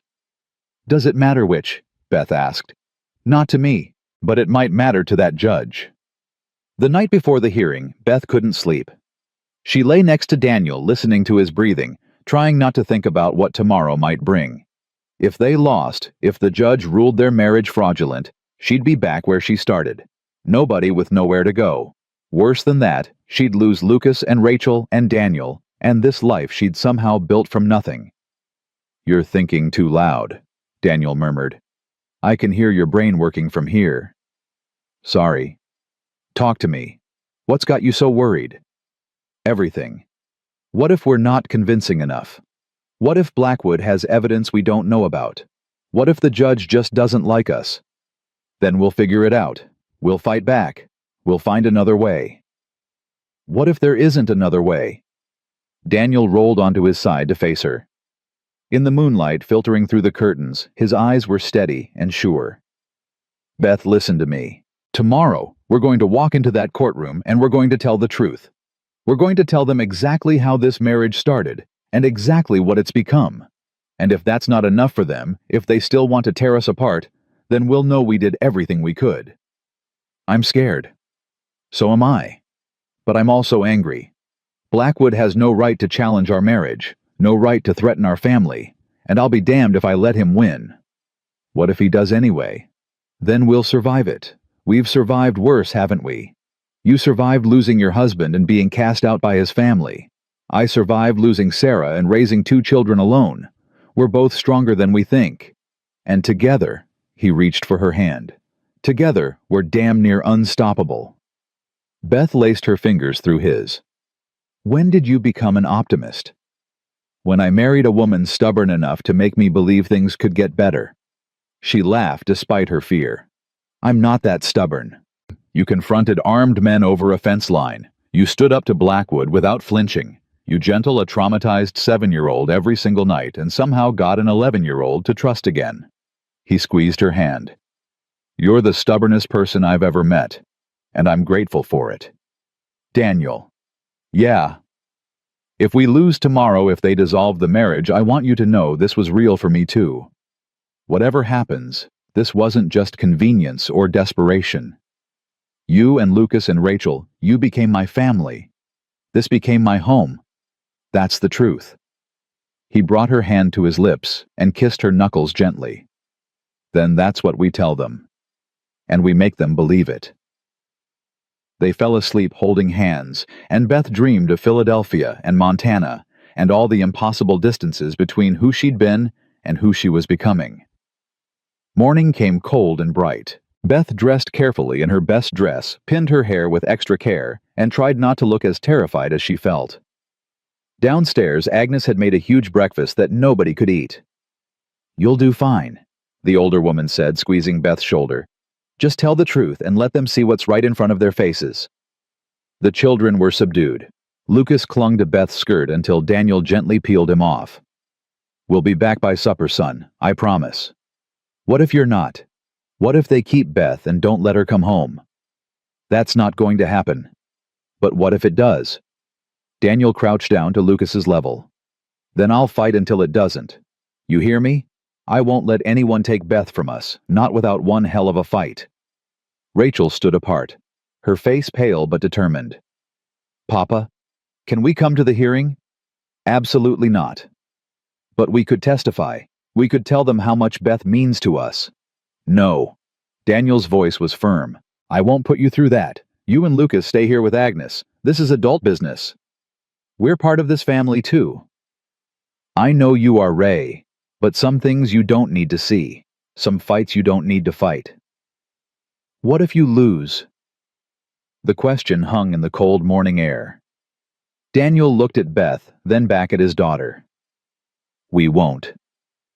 The ride to Silver Creek took 2 hours through snow that had frozen hard overnight. Beth and Daniel sat side by side on the wagon seat, not speaking, just drawing strength from each other's presence. The town hall was packed when they arrived. Word had spread about the hearing, and it seemed like half the territory had come to watch. Beth recognized faces from the general store, from church. From that first terrible day when she'd sat freezing on the steps with nowhere to go. Harrison Blackwood stood near the front with his lawyers looking confident and cruel. His daughter Victoria sat beside him, her face miserable, clearly wishing she were anywhere else. Judge Morrison sat behind a makeshift bench, an imposing man in his 60s with steel gray hair and eyes that missed nothing. All rise for the Honorable Judge Morrison, someone announced, though everyone was already standing. The judge banged his gavel. Be seated. We're here to examine the legitimacy of the marriage between Daniel McCormick and Elizabeth Hartley. McCormick contracted on... He checked his papers. December 10th of this year. Mr. Blackwood, you may present your case. Blackwood stood, and Beth felt her stomach clench. Thank you, Your Honor. My concerns are simple. Daniel McCormick and this woman met on the same day they married. She was destitute, stranded in our town with no money and nowhere to go. He happened to need household help. They concocted a marriage of convenience to serve their mutual interests. She gets security, he gets free labor, and an excuse to refuse my legitimate business proposal. This is fraud, pure and simple, and it makes a mockery of the sacred institution of marriage. Those are serious allegations, Morrison said. Do you have evidence? I do, Your Honor. First, I'd like to call Mrs. McCormick to testify. Beth's legs shook as she stood and walked to the front of the room. Every eye followed her. She felt like a criminal facing execution. Mrs. McCormick. Blackwood began, his voice dripping false politeness. Is it true you met your husband on December 10th? Yes. And married him the same day? Yes. And at the time, you were homeless and penniless. Beth lifted her chin. I was between situations. Between situations. How delicate. Blackwood smiled coldly. Let me be more direct. You were desperate, and Daniel McCormick offered you security in exchange for housekeeping services. Isn't that the truth? That's how it started. But... Thank you. That's all I needed to hear. I wasn't finished, Beth said sharply. Judge Morrison leaned forward. Let her complete her answer, Mr. Blackwood. Beth took a breath. Yes, our marriage started as a practical arrangement. I needed help and Daniel needed help. But what's happened since isn't fraud. We've built a genuine partnership. We've become a family. That's real, regardless of how it began. How convenient that you discovered this genuine affection right when your marriage is being challenged, Blackwood sneered. Tell me, Mrs. McCormick, do you and your husband share a bedroom? Heat flooded Beth's face, but she met his eyes. Yes. And you expect us to believe this is a real marriage, despite the obviously calculated nature of your arrangement? I expect you to believe what's true. Our marriage might not fit your definition of romance, but it's genuine in every way that matters. Blackwood turned to the judge. Your Honor, I submit that this testimony proves exactly what I've alleged. This is a business transaction dressed up as marriage. It should be annulled immediately. I'd like to speak, Daniel said, standing. Mr. McCormick, you'll have your turn. With respect, Your Honor, I'd like it now. Morrison studied him for a long moment, then nodded. Proceed. Daniel walked to the front of the room, and Beth saw every woman's eyes follow him. He was impressive when he was angry, all that controlled power barely restrained. Harrison Blackwood has been trying to force me to marry his daughter for 3 years. When I refused, he challenged my water rights. When that didn't work, he tried to poach my ranch hands. When that failed, he filed this complaint. This isn't about protecting the sanctity of marriage. This is about a powerful man trying to steal my land through legal manipulation. Those are serious accusations, Mr. McCormick, the judge said. Then let me prove them. Victoria Blackwood, would you please stand? The girl stood reluctantly, her face flaming red. Miss Blackwood, do you want to marry me? Papa says. I didn't ask what your father says. I asked what you want. Victoria's hands twisted together. No, I don't want to marry you, Mr. McCormick. No offense intended. None taken. Who do you want to marry? I don't think that's relevant, Blackwood started. Answer the question, Miss Blackwood, the judge said.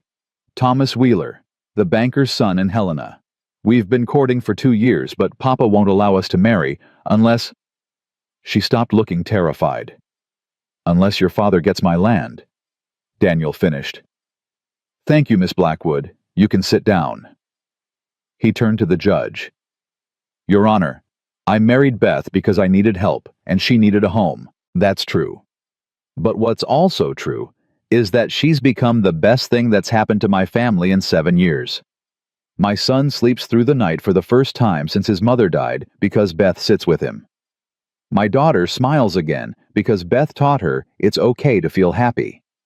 And his voice roughened. I'm a better man because Beth makes me want to be. Mr. Blackwood. The judge looked to the lawyer. Any response? But before Blackwood could speak, the doors at the back of the hall burst open. Rachel and Lucas stood there, Agnes behind them looking furious and apologetic at once. I told them to stay home, she hissed. They wouldn't listen. Papa! Lucas ran down the aisle. Papa, you can't let them take Beth away. Judge Morrison banged his gavel. Order. This is highly irregular. Please, Your Honor.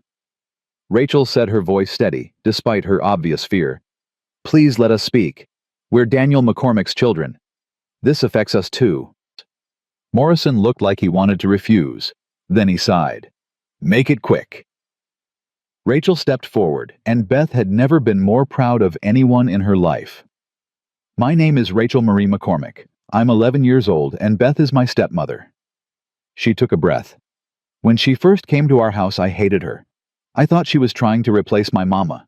I was mean and cruel, and I tried to make her leave. But she stayed anyway. Miss McCormick, Blackwood began. I'm not finished. Rachel's voice cracked but held. Beth isn't like my mama. She's stronger, and she doesn't give up, and she doesn't die when things get hard. She fights. And she's teaching me to fight too. She's teaching Lucas that he's not responsible for bad things that happened before he could even talk. She's teaching Papa that it's okay to trust people again. Lucas stepped up beside his sister. Beth reads to me every night. She makes breakfast without burning it. She doesn't get mad when I have nightmares. She promised she wouldn't leave, and I believe her. His small voice strengthened. If you take her away, you're breaking her promise. And that's not fair. The courtroom had gone completely silent. Judge Morrison removed his spectacles and cleaned them slowly. Mr. Blackwood, do you have any evidence beyond circumstantial timing that this marriage is fraudulent? The circumstances speak for themselves, Your Honor. That's not evidence. That's speculation. Morrison turned to Beth and Daniel. I've presided over hundreds of marriage cases in my career. I've seen unions built on love fail spectacularly, and marriages of convenience thrive for decades. What I look for isn't romance, it's commitment, partnership, the intention to build a genuine life together. He paused. Based on the testimony I've heard today from you, from your children, from your own admission of how this began, I find this marriage to be legitimate in every legal sense. Beth's knees nearly gave out with relief. However, Morrison continued, and her heart seized again. I'm placing conditions on this ruling. Conditions? Daniel asked. I'll revisit this case in 6 months. If at that time there's evidence this marriage remains genuine, my ruling stands permanently. But if I find evidence of fraud or dissolution, I'll annul it immediately and rule in Mr. Blackwood's favor. Do you understand?" "We understand, Your Honor," Beth said. "Then this hearing is adjourned. The marriage stands. For now." The gavel's bang was like thunder. Blackwood's face went purple with rage. "This isn't over, McCormick." "Yes, it is," Daniel said quietly. "You lost. Accept it and move on. 6 months isn't forever. I'll be watching. And when you slip up, and you will slip up, I'll be right there to finish what I started." He stormed out, dragging Victoria behind him. Lucas launched himself at Beth, nearly knocking her over. Rachel followed more slowly, but no less fiercely. Daniel's arms came around all of them, holding them together in the middle of that crowded courtroom, while people stared and whispered. "We won," Lucas said, his voice muffled against Beth's dress. "You get to stay." "I get to stay," she agreed, her own voice breaking. "For 6 months anyway," Rachel said quietly. "Then we have to prove it all over again." Daniel pulled back to look at his daughter. "What did I tell you about fighting?" "That some fights are worth it. And this one is. We'll prove Blackwood wrong every single day for the next 6 months. And then he'll have nothing left to challenge." They walked out of that courtroom together, a family real and genuine and earned through pain and choice and stubborn determination not to let others define what they could be. The ride home felt different than the ride there. Lighter somehow, despite the conditions Morrison had placed on their victory. "You were amazing," Beth told Rachel. "Both of you. What you said in there." "We weren't supposed to be there," Daniel interrupted, but there was no real anger in his voice. "Agnes, how did this happen?" "They hid in the wagon bed under blankets. Didn't know they were there until we reached town." Agnes sounded more proud than apologetic. "Stubborn as their father." "And their stepmother," Rachel added. Beth looked at her in surprise. "You called me your stepmother, in court." "That's what you are, isn't it?" "Yes, I didn't think you'd want to acknowledge it publicly." "I don't want to lose you publicly, so I acknowledged what's true." Rachel shrugged, trying to look casual, but Beth saw the vulnerability beneath. "Is that okay?" "It's more than okay, sweetheart. It's perfect." That night, after the children were finally asleep and the house was quiet, Beth and Daniel lay side by side in their shared bed, staring at the ceiling. 6 months, she said. "We'll make it. Blackwood won't give up. He'll keep looking for evidence, keep trying to prove we're frauds. Then we'll prove we're not." Daniel turned his head to look at her. "Beth, what Morrison said today about partnerships and commitment mattering more than romance, he was right. What we have is real. Maybe it doesn't look like other people's marriages, but it's ours and it's genuine, and that's enough." "Is it though? What if 6 months from now the judge asks us if we love each other? What do we say?" Daniel was quiet for a long moment. Then he rolled onto his side, propping himself up on one elbow to look down at her. "We tell him the truth. That I care about you more than I've cared about anyone in years. That I think you're brave and brilliant and stronger than you know. That when I imagine my future, you're in it. That might not be the grand romantic declaration he's looking for, but it's honest." He paused. "What would you say?" Beth's heart hammered. "I'd say the same, that you've given me a home when I had nothing. That you make me feel valued and needed and seen. That Lucas and Rachel have become as precious to me as if I'd birthed them myself. That this life we're building together is the closest thing to happy I've felt in years." "That sounds like love to me." "Does it?" "Yeah, it does." They stared at each other in the lamplight, and Beth felt something settle into place. Something that had been building since that first day in the snow when he'd offered her survival, and she'd been desperate enough to take it. "I'm falling in love with you," she whispered. "I didn't mean to. I wasn't supposed to. But I am." Daniel's hand cupped her face, his thumb brushing her cheekbone. "Good, because I'm already there." When he kissed her, it wasn't like their wedding day kiss, brief and chaste and obligatory. This was real, deep, full of promise and possibility and all the things they'd been too scared to admit they wanted. When they finally broke apart, both breathing hard, Daniel rested his forehead against hers. 6 months, he said, and then a lifetime if you'll have me. I'll have you, Beth said, for 6 months and 60 years, and whatever comes after. Outside, snow began to fall again, gentle and quiet, covering the world in white. Inside, a family slept hard-won and imperfect and absolutely real. And for the first time since stepping off that stagecoach with 17 cents and nowhere to go, Beth felt completely and utterly home. 3 months passed like water through fingers, fast and precious and impossible to hold on to. Winter deepened its grip on Montana, burying the ranch under snow that seemed like it would never melt. But inside the house, something was thawing. Beth woke each morning to Daniel's arm around her waist and thought about how strange it was that this had become normal, that sharing a bed with a man who'd been a stranger 4 months ago now felt more natural than breathing, that his quiet mourning against her hair could make her smile before she'd even opened her eyes. They'd stopped pretending weeks ago, stopped acting for Agnes's benefit or the children's or some hypothetical witness who might report back to Judge Morrison. What they had now was real, messy and imperfect, and absolutely genuine. Beth loved him. She'd admitted it to herself, even if she was still too scared to say it out loud, except for that one time. And Daniel.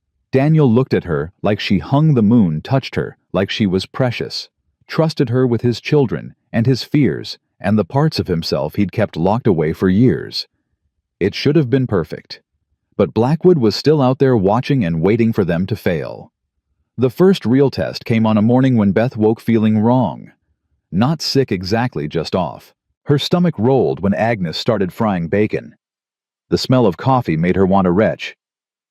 She pushed away from the table and barely made it outside before losing what little breakfast she'd managed to eat. Daniel found her leaning against the side of the house, shivering in the cold. Beth. What's wrong? I don't know. My stomach. She stopped as another wave of nausea hit. Agnes appeared in the doorway, took one look at Beth's face, and started laughing. It ain't funny, Beth said weakly. Oh, honey, when was your last monthly? Beth thought back. With everything that had happened, the wedding, the hearing, learning to manage a frontier household, she hadn't been paying attention to such things. When she tried to remember, her stomach dropped for reasons that had nothing to do with nausea. 6 weeks, maybe 7. Agnes's smile widened. Well then, congratulations, Mrs. McCormick. You're carrying. The words didn't make sense at first. Beth stared at the older woman, trying to process what she was hearing. Then understanding crashed over her like ice water. Pregnant. She was pregnant. After 4 years of marriage to Robert with nothing to show for it. After being called barren and worthless and cast out for her failure. After believing she'd never have children of her own. She was pregnant with Daniel's child. I can't be, she whispered. I was told I couldn't. My mother-in-law said. Your mother-in-law was wrong, Agnes said firmly. Bodies don't always work on other people's timelines. Sometimes it just takes the right circumstances, the right man. Daniel hadn't moved. He stood frozen, his face white with shock. Daniel? Beth's voice shook. Say something. Sarah got pregnant 3 times. Rachel lived. 1 was stillborn. Lucas... He stopped, his jaw clenching. The doctor said the last pregnancy would kill her. And it did. I'm not Sarah. I know you're not. But Beth, childbirth out here, there's no hospital, no real doctor. Just whatever help Agnes and the neighbor women can provide. If something goes wrong, then we'll handle it, together. You don't understand. I can't... His voice cracked. I can't lose you. I can't go through that again. Beth crossed to him and took his face between her hands. Look at me. I'm strong. I survived being cast out by my husband's family. I survived traveling alone to Montana in winter. I survived confronting armed men and standing up to Blackwood in front of the whole territory. I can survive having a baby. You can't promise that. You're right. I can't promise I won't die. But I can promise I'll fight like hell to live. For you. For Lucas and Rachel. For this baby. For the life we're building together. Daniel pulled her against him, holding on like she might disappear if he let go. Against her hair, he whispered, "I'm terrified." "So am I. But we'll be terrified together." Rachel and Lucas took the news with reactions as different as their personalities. Lucas was thrilled, already planning what games he'd teach his baby brother or sister. Rachel went quiet and withdrawn, and Beth found her that evening sitting in her room, staring out at the snow. "You want to talk about it?" "Talk about what?" "About the fact that you're barely speaking to me since we told you about the baby." Rachel's shoulders hunched. "I'm fine." "You're not fine. You're scared." Beth sat on the edge of the bed. "Talk to me, Rachel. Please." The girl was silent for so long, Beth thought she wouldn't answer. Then, in a voice barely above a whisper, "Mama died having Lucas. What if you die having this baby? I won't. You can't know that. Mama probably thought she wouldn't die either." Beth chose her words carefully. "You're right. I can't guarantee nothing will go wrong. But I can tell you the differences between your mama and me.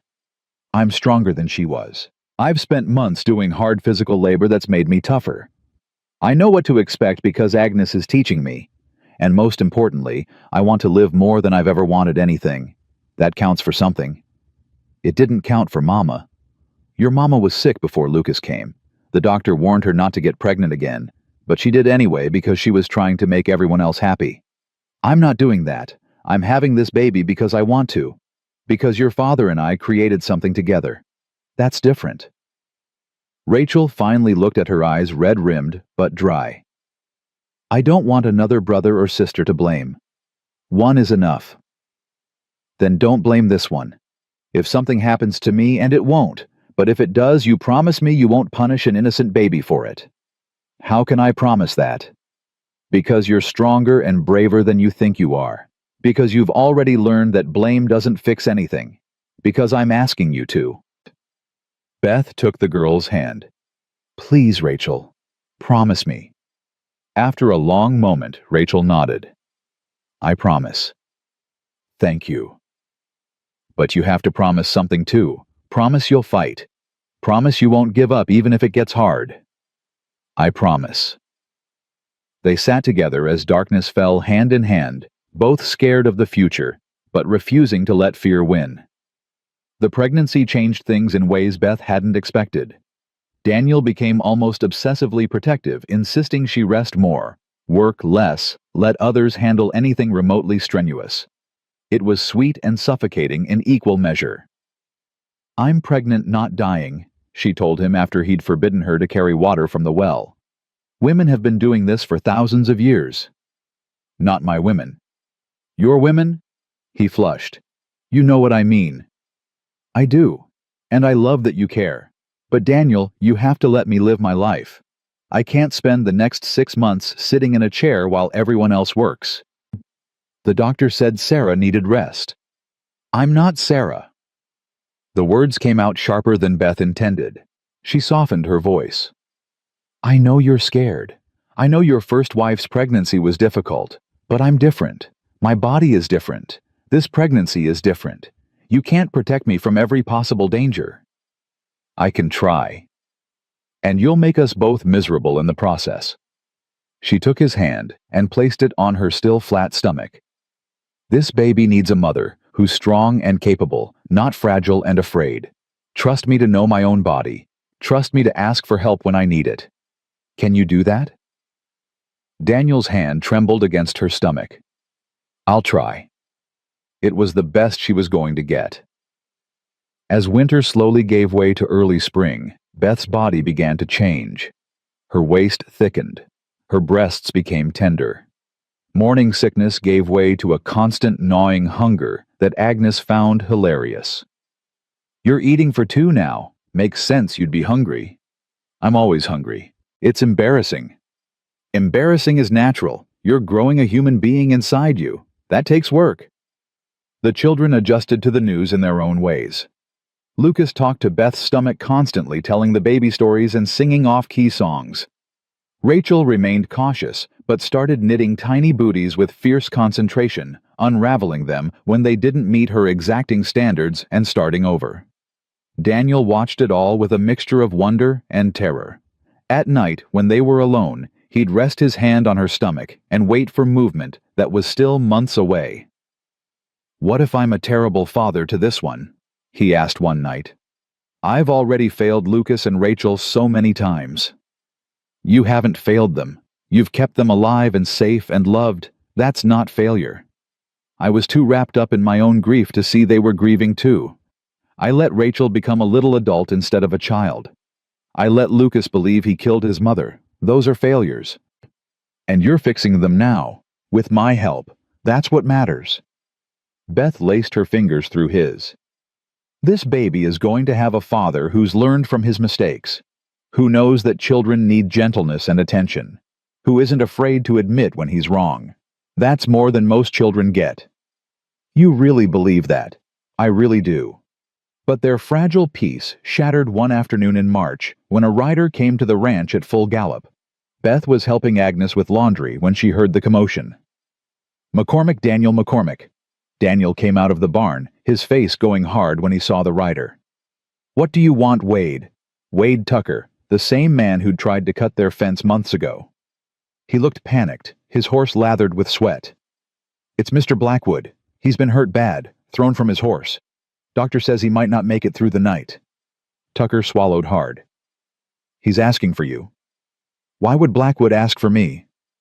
"Don't know. But Miss Victoria sent me special. Said it was urgent. Said he's got things to say before—" Tucker couldn't finish the sentence. Daniel looked at Beth. She nodded. "Go. Whatever he wants to say, you should hear it." "I don't want to leave you." "I'll be fine. Agnes is here. The children are here. Go see what Blackwood wants." Daniel rode out within the hour, and Beth tried not to let the worry consume her. She kept busy with household tasks, helped Lucas with his letters, sat with Rachel while the girl knitted. But her mind kept circling back to Daniel and Blackwood and what might happen if the man died with unfinished business between them.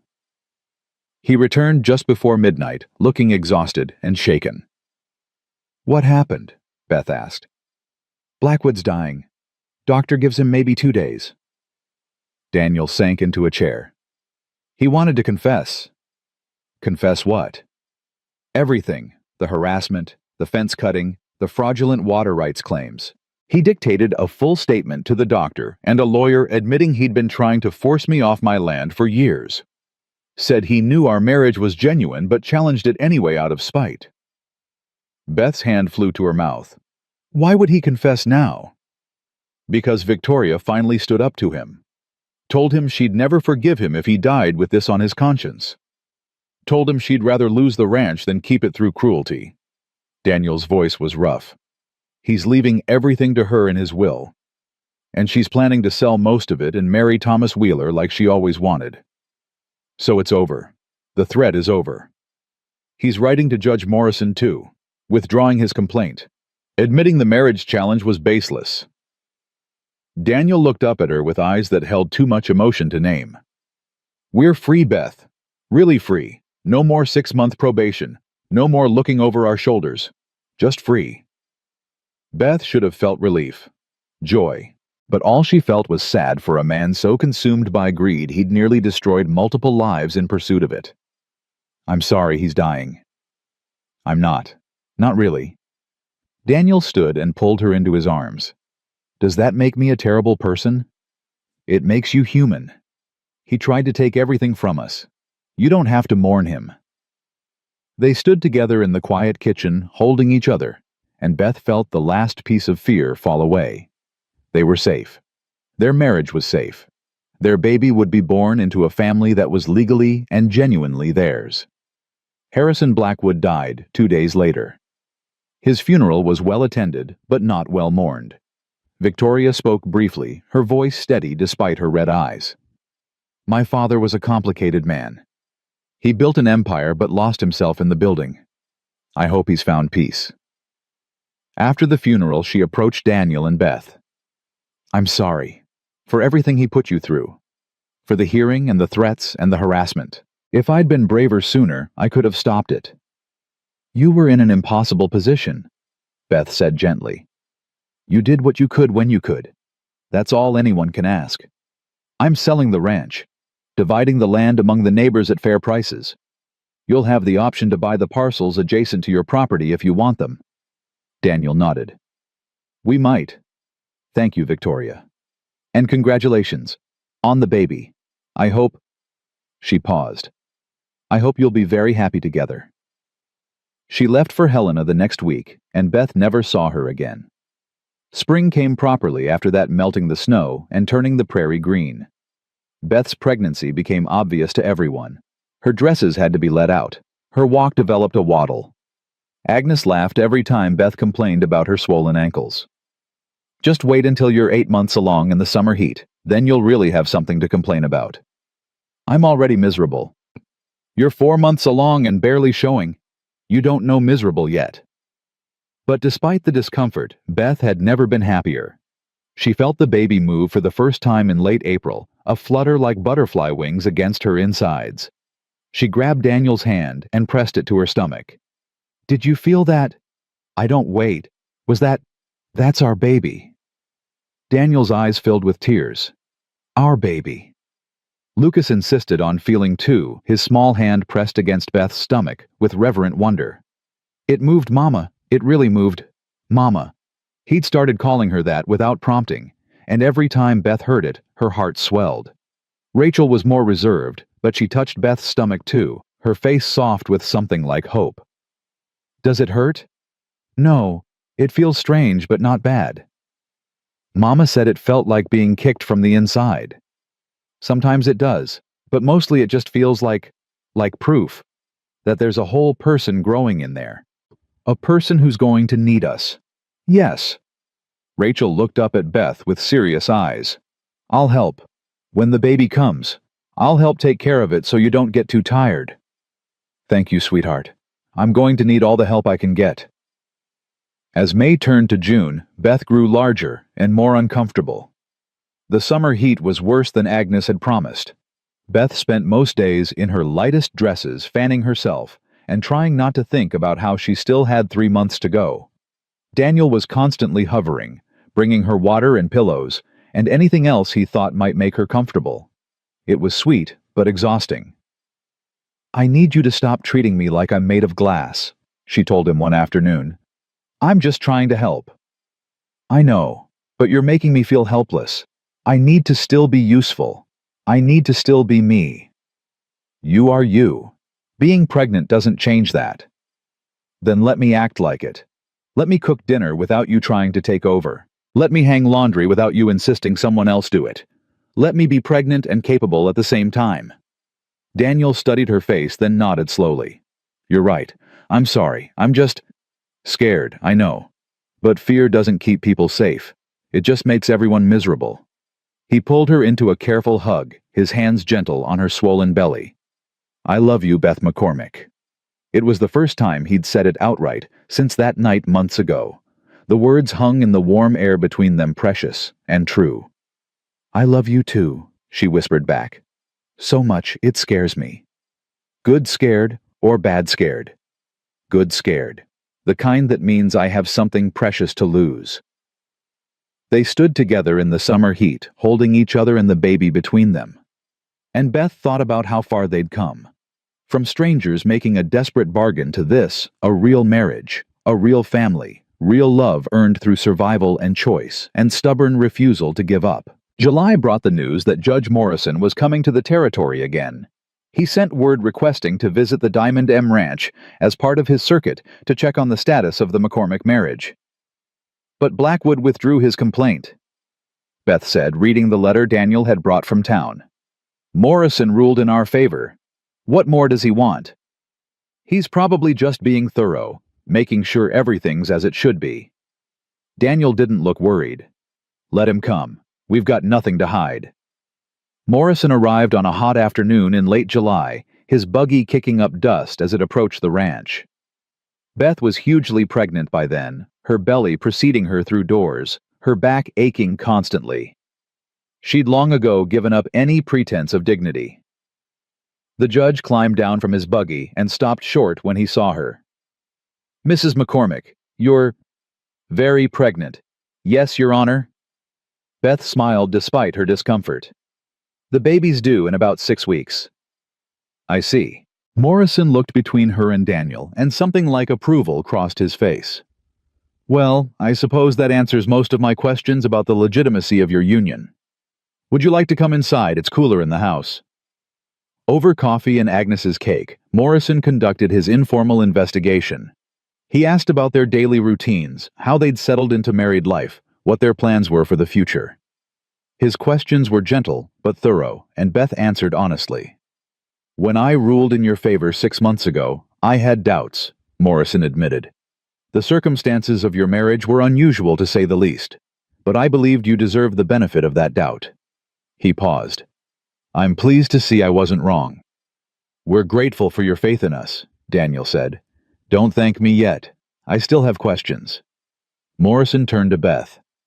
"Mrs. McCormick, you could have left. After the hearing after Blackwood's death removed the threat, you could have walked away from this arrangement. Why didn't you?" "Because this stopped being an arrangement months ago. This is my home. Daniel is my husband. Rachel and Lucas are my children. This baby—" She touched her stomach. "This baby is proof that what we have is real. I didn't stay out of obligation. I stayed because I love them." Morrison nodded slowly. Then he called for Rachel and Lucas. The children came in looking nervous, but stood straight when the judge questioned them. "Miss Rachel, are you happy with your stepmother?" "Yes, sir. She's—" Rachel glanced at Beth. "She's teaching me things, important things, about being strong and not being afraid to feel things. I'm glad she's here." "And you, young Lucas, do you consider Mrs. McCormick your mother?"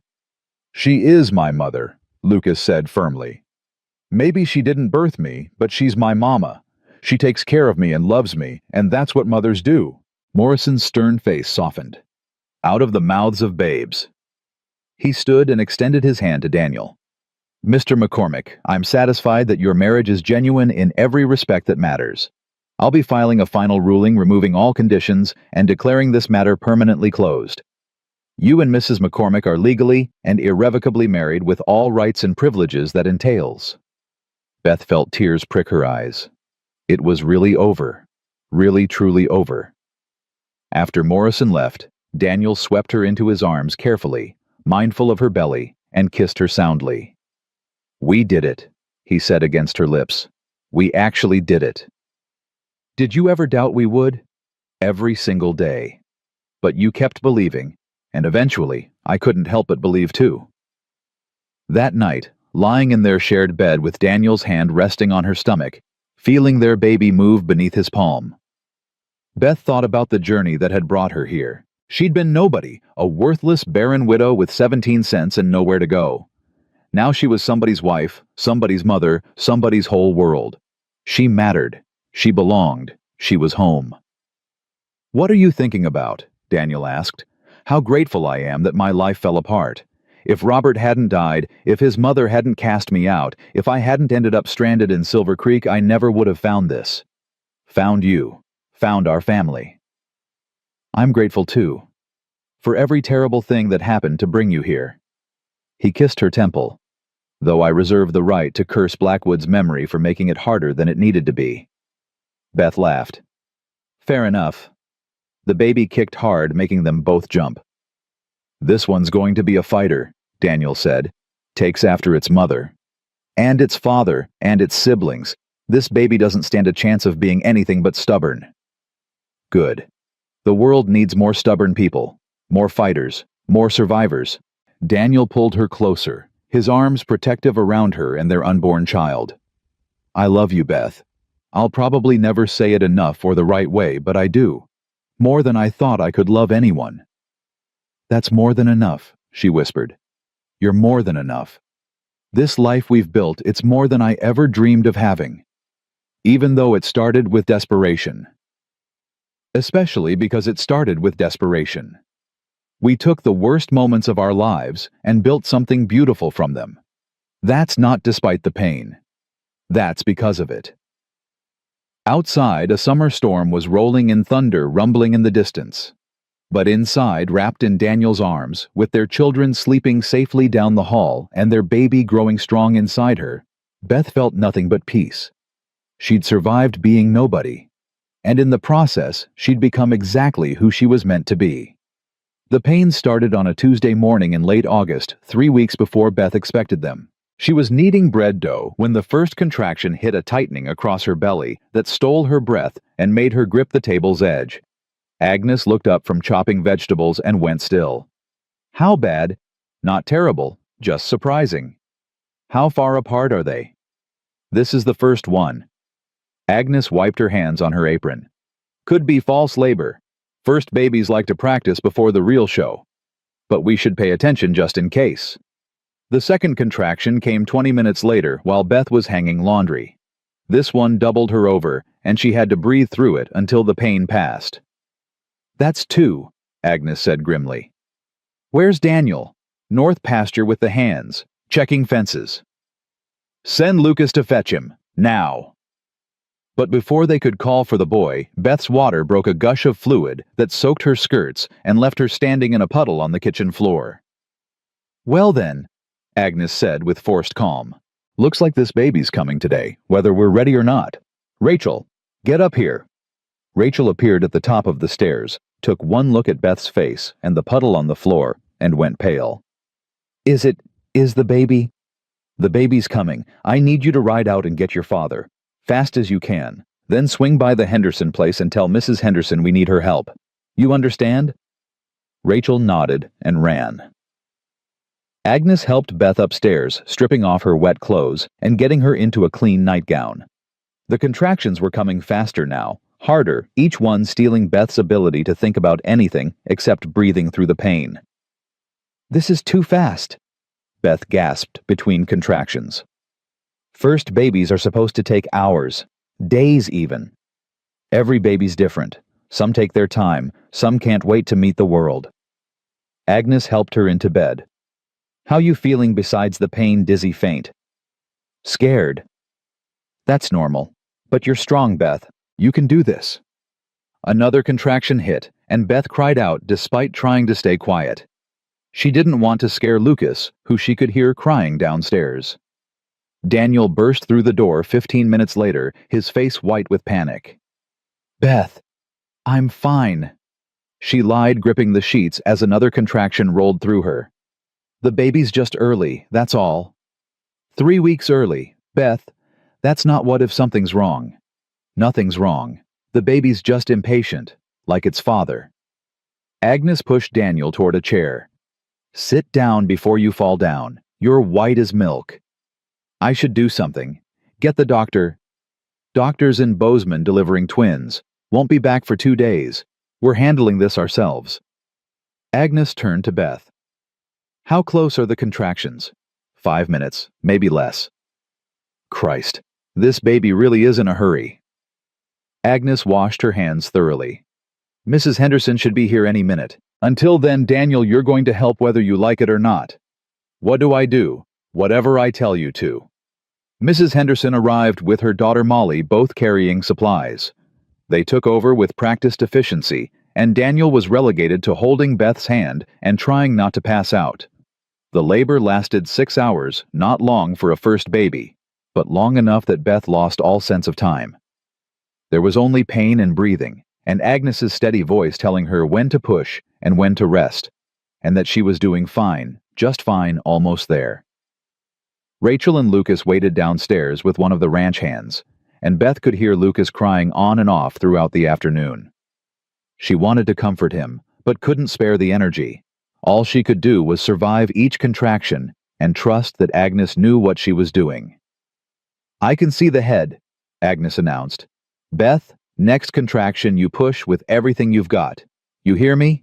Beth pushed, and pushed, and pushed until she thought she might split in two. Daniel's hand was crushed in hers, his voice in her ear telling her she was strong, she was brave, she could do this, almost there, almost done. And then release. Pressure and pain giving way to the most extraordinary sound Beth had ever heard. A baby crying. It's a girl. Agnes said, her voice thick with emotion. Beth, you've got a daughter. Agnes placed the baby on Beth's chest, tiny and red and furious, screaming her displeasure at being born. Beth's hands came up automatically to cradle her, and the crying stopped. The baby's eyes opened dark blue and unfocused, but definitely seeing, and met her mother's gaze. Hello, sweetheart, Beth whispered. Hello, my beautiful girl. Daniel was crying, openly, unashamedly crying as he looked at his daughter. She's perfect. She is, Beth agreed. Absolutely perfect. Agnes finished the messy work of birth while Mrs. Henderson cleaned the baby and wrapped her in soft blankets. When they handed her back to Beth properly swaddled and content, Beth felt something shift in her chest. Some final piece of herself clicking into place. This was her daughter, hers and Daniel's. Proof that she wasn't barren or worthless. Proof that her body could do what Martha Hartley had sworn it never would. Proof that love could create life as surely as desperation could create partnership. Can we come in? Rachel's voice from the doorway, tentative and hopeful. Come meet your sister, Daniel said. Rachel and Lucas crept into the room like they were approaching something sacred. Lucas climbed onto the bed carefully, his eyes huge as he stared at the baby. She's so small. You were this small once, Beth told him. Was I really? You really were. Rachel hung back her face uncertain. What's her name? Beth looked at Daniel. They'd discussed names but never settled on one. Now looking at her daughter's tiny, perfect face, only one name felt right. Grace, Beth said. Her name is Grace. Why Grace? Rachel asked. Because grace is what saved us, not romance or luck or anything else. Just grace, unearned, undeserved, freely given. Grace brought me to that church steps in Silver Creek. Grace made your father offer me marriage. Grace gave us all a second chance. Beth touched the baby's soft cheek. So her name is Grace. Grace Sarah McCormick, after the two women whose love made this family possible. Daniel's breath caught. You want to honor Sarah? She was your first wife and the mother of two of my children. Of course I want to honor her. Rachel's eyes filled with tears. Mama would have loved that. She would have loved you. I hope so, sweetheart. I really do. They spent the rest of the afternoon in that room, a family crowded around a bed, taking turns holding the newest member and marveling at her tiny fingers and perfect nose. Lucas declared himself the best big brother and promised to teach Grace everything he knew. Rachel held her sister with reverent care and whispered promises that she'd protect her always. And Daniel sat beside Beth, his arm around her shoulders, watching their children with an expression of such complete contentment that Beth felt her heart might burst. Thank you, he said quietly. For what? For this. For them. For taking a desperate bargain and turning it into everything I never knew I needed. I should be thanking you. You gave me a home when I had nothing. You gave me children when I thought I'd never have them. You gave me a reason to keep fighting. We gave each other reasons. He kissed her temple.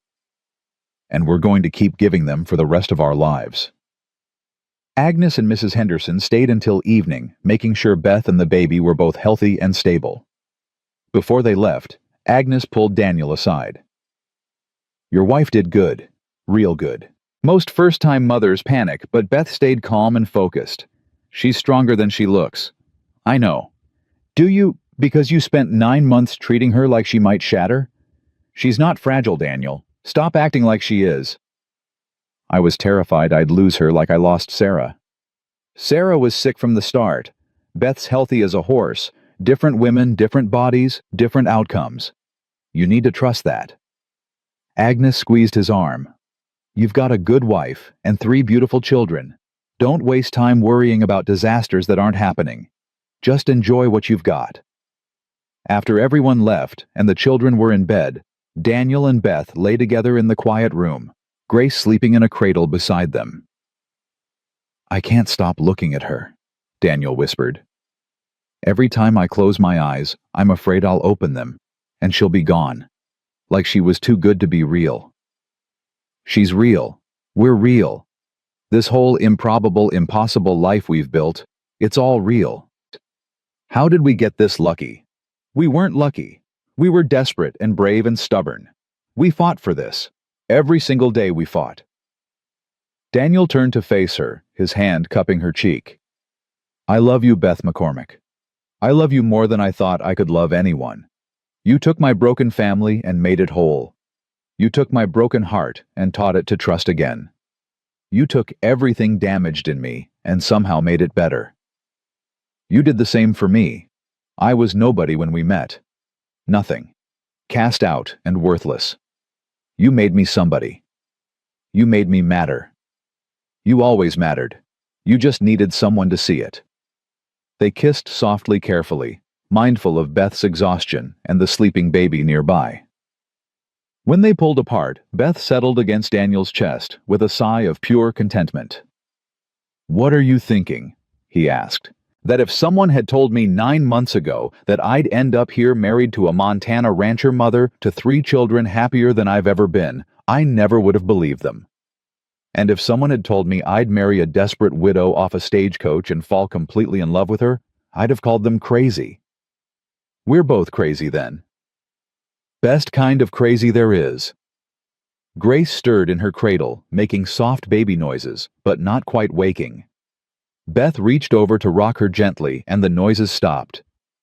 She's going to be just as stubborn as her mother, Daniel predicted, and just as protective as her father. God help anyone who crosses her. They fell asleep like that, hands linked between the bed and cradle, their daughter breathing softly beside them. The next weeks passed in a blur of sleepless nights and endless feedings. Grace was a demanding baby, wanting to eat constantly and objecting loudly when she wasn't held. But she was also perfect, all dark hair and serious expressions and tiny fists that gripped Beth's finger with surprising strength. Rachel proved to be an excellent helper, walking the floor with Grace when Beth needed rest and singing the same lullabies Sarah had sung to her. Lucas was less helpful but more enthusiastic, constantly wanting to hold his sister and show her his treasures. She can't see your rock collection yet, Rachel told him. She's too small. When will she be big enough? In a few months, maybe. That's too long to wait. But he waited anyway, content to sit beside Beth while she nursed and tell Grace elaborate stories about all the adventures they'd have together. Daniel watched it all with an expression Beth had learned to recognize, wonder mixed with disbelief, like he couldn't quite trust that this happiness was real and lasting. Stop waiting for disaster, she told him one afternoon. I'm not. You are. I can see it in your face. You keep expecting something terrible to happen because that's what happened last time. But this isn't last time. This is now, and everything's fine. For now? No, not for now. Just fine. Period. Beth shifted Grace to her other arm. Daniel, you have to let the past go. You have to trust that we're going to be okay. What if we're not? Then we'll handle it together, like we've handled everything else. But you can't live your whole life braced for catastrophe. That's not living. That's just surviving. He was quiet for a long moment, watching Grace's tiny hand curl and uncurl. You're right. I know you're right. It's just hard to shake the feeling that I don't deserve this much happiness. Why not? Because I failed Sarah, failed Rachel and Lucas for years after she died, failed to see what was right in front of me until you shook me awake. And you think that means you don't deserve good things? Daniel, everyone fails. Everyone makes mistakes. What matters is what you do after, how you grow and change and become better. Beth reached for his hand. You're a better man now than you were 9 months ago. A better father. A better husband. You've earned this happiness. So have you. Then let's both agree to stop waiting for punishment and just accept that we get to be happy. Deal. Daniel smiled, that rare full smile that transformed his whole face. Deal. Summer faded into autumn, and Grace grew from a tiny newborn into a chubby, alert baby who smiled at everything and everyone. She had Daniel's gray eyes and Beth's stubborn chin, and absolutely no patience for being ignored. One October afternoon, while the children were outside playing in the leaves and Grace was napping, Beth and Daniel sat on the porch watching the sky turn orange and gold. "You remember the day we met?" Beth asked. "I remember a desperate woman sitting on church steps in a blizzard too proud to admit she needed help. I remember a stern rancher with two scared children offering me the most insane proposal I'd ever heard. And you said yes." "I did. Best decision I ever made, even though it was completely crazy." Daniel pulled her closer. "You know what I think about sometimes. All the things that had to go wrong for us to end up together. Your husband had to die. His family had to cast you out. You had to run out of money in exactly the right town on exactly the right day. Blackwood had to be threatening me. I had to be desperate enough to propose to a stranger. A lot of pain to lead to this. Yeah, but I can't regret it. I can't wish any of it had been different because then we wouldn't be here. We wouldn't have Grace. Rachel and Lucas wouldn't have you. I wouldn't have—" His voice caught. "I wouldn't have learned that I could love again, that I could trust again, that I could be happy." Beth turned to look at him fully. "Do you know what I think?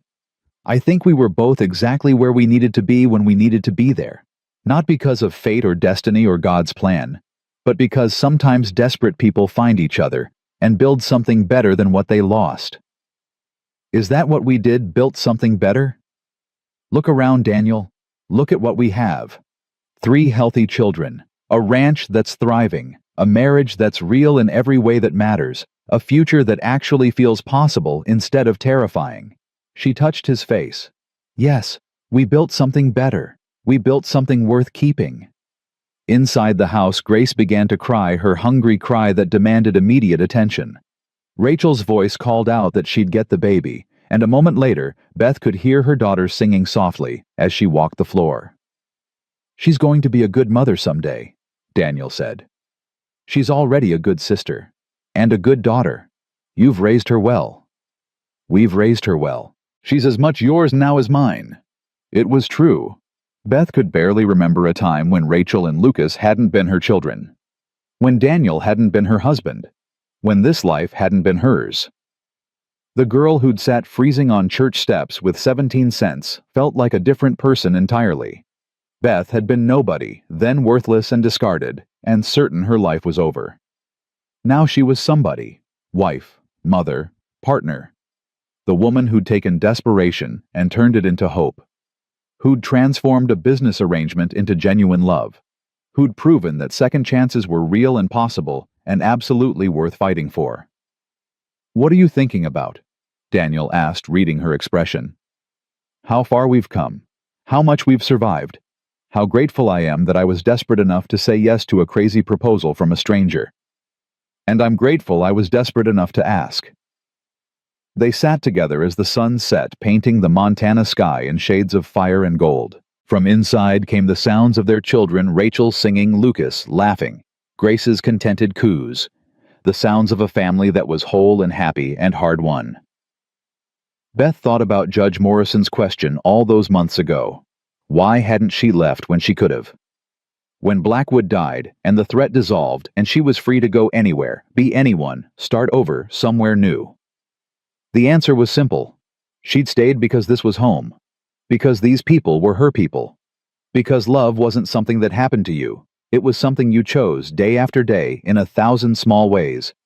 She'd chosen Daniel when she took his hand on that stagecoach station platform. She'd chosen Rachel and Lucas when she sat with them through nightmares and tears.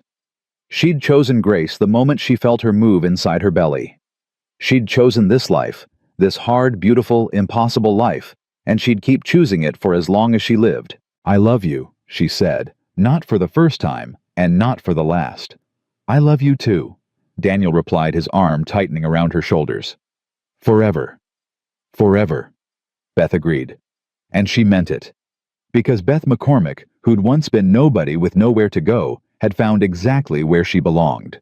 In a ranch house in Montana, surrounded by children who called her mama, partnered with a man who saw her strength instead of her failures, building a legacy from broken pieces and desperate choices, and the stubborn refusal to give up. She'd been called barren and worthless, cast out and abandoned, left with nothing but 17 cents and a carpetbag full of shattered dreams. But she'd survived. And in surviving, she'd discovered something precious, that the best things in life often grew from the worst moments. That desperation could lead to destiny, if you were brave enough to take the leap. That family wasn't just blood, it was choice and commitment, and showing up every single day even when everything was hard. Beth had been nobody. Now she was somebody. And that somebody was exactly who she was meant to be.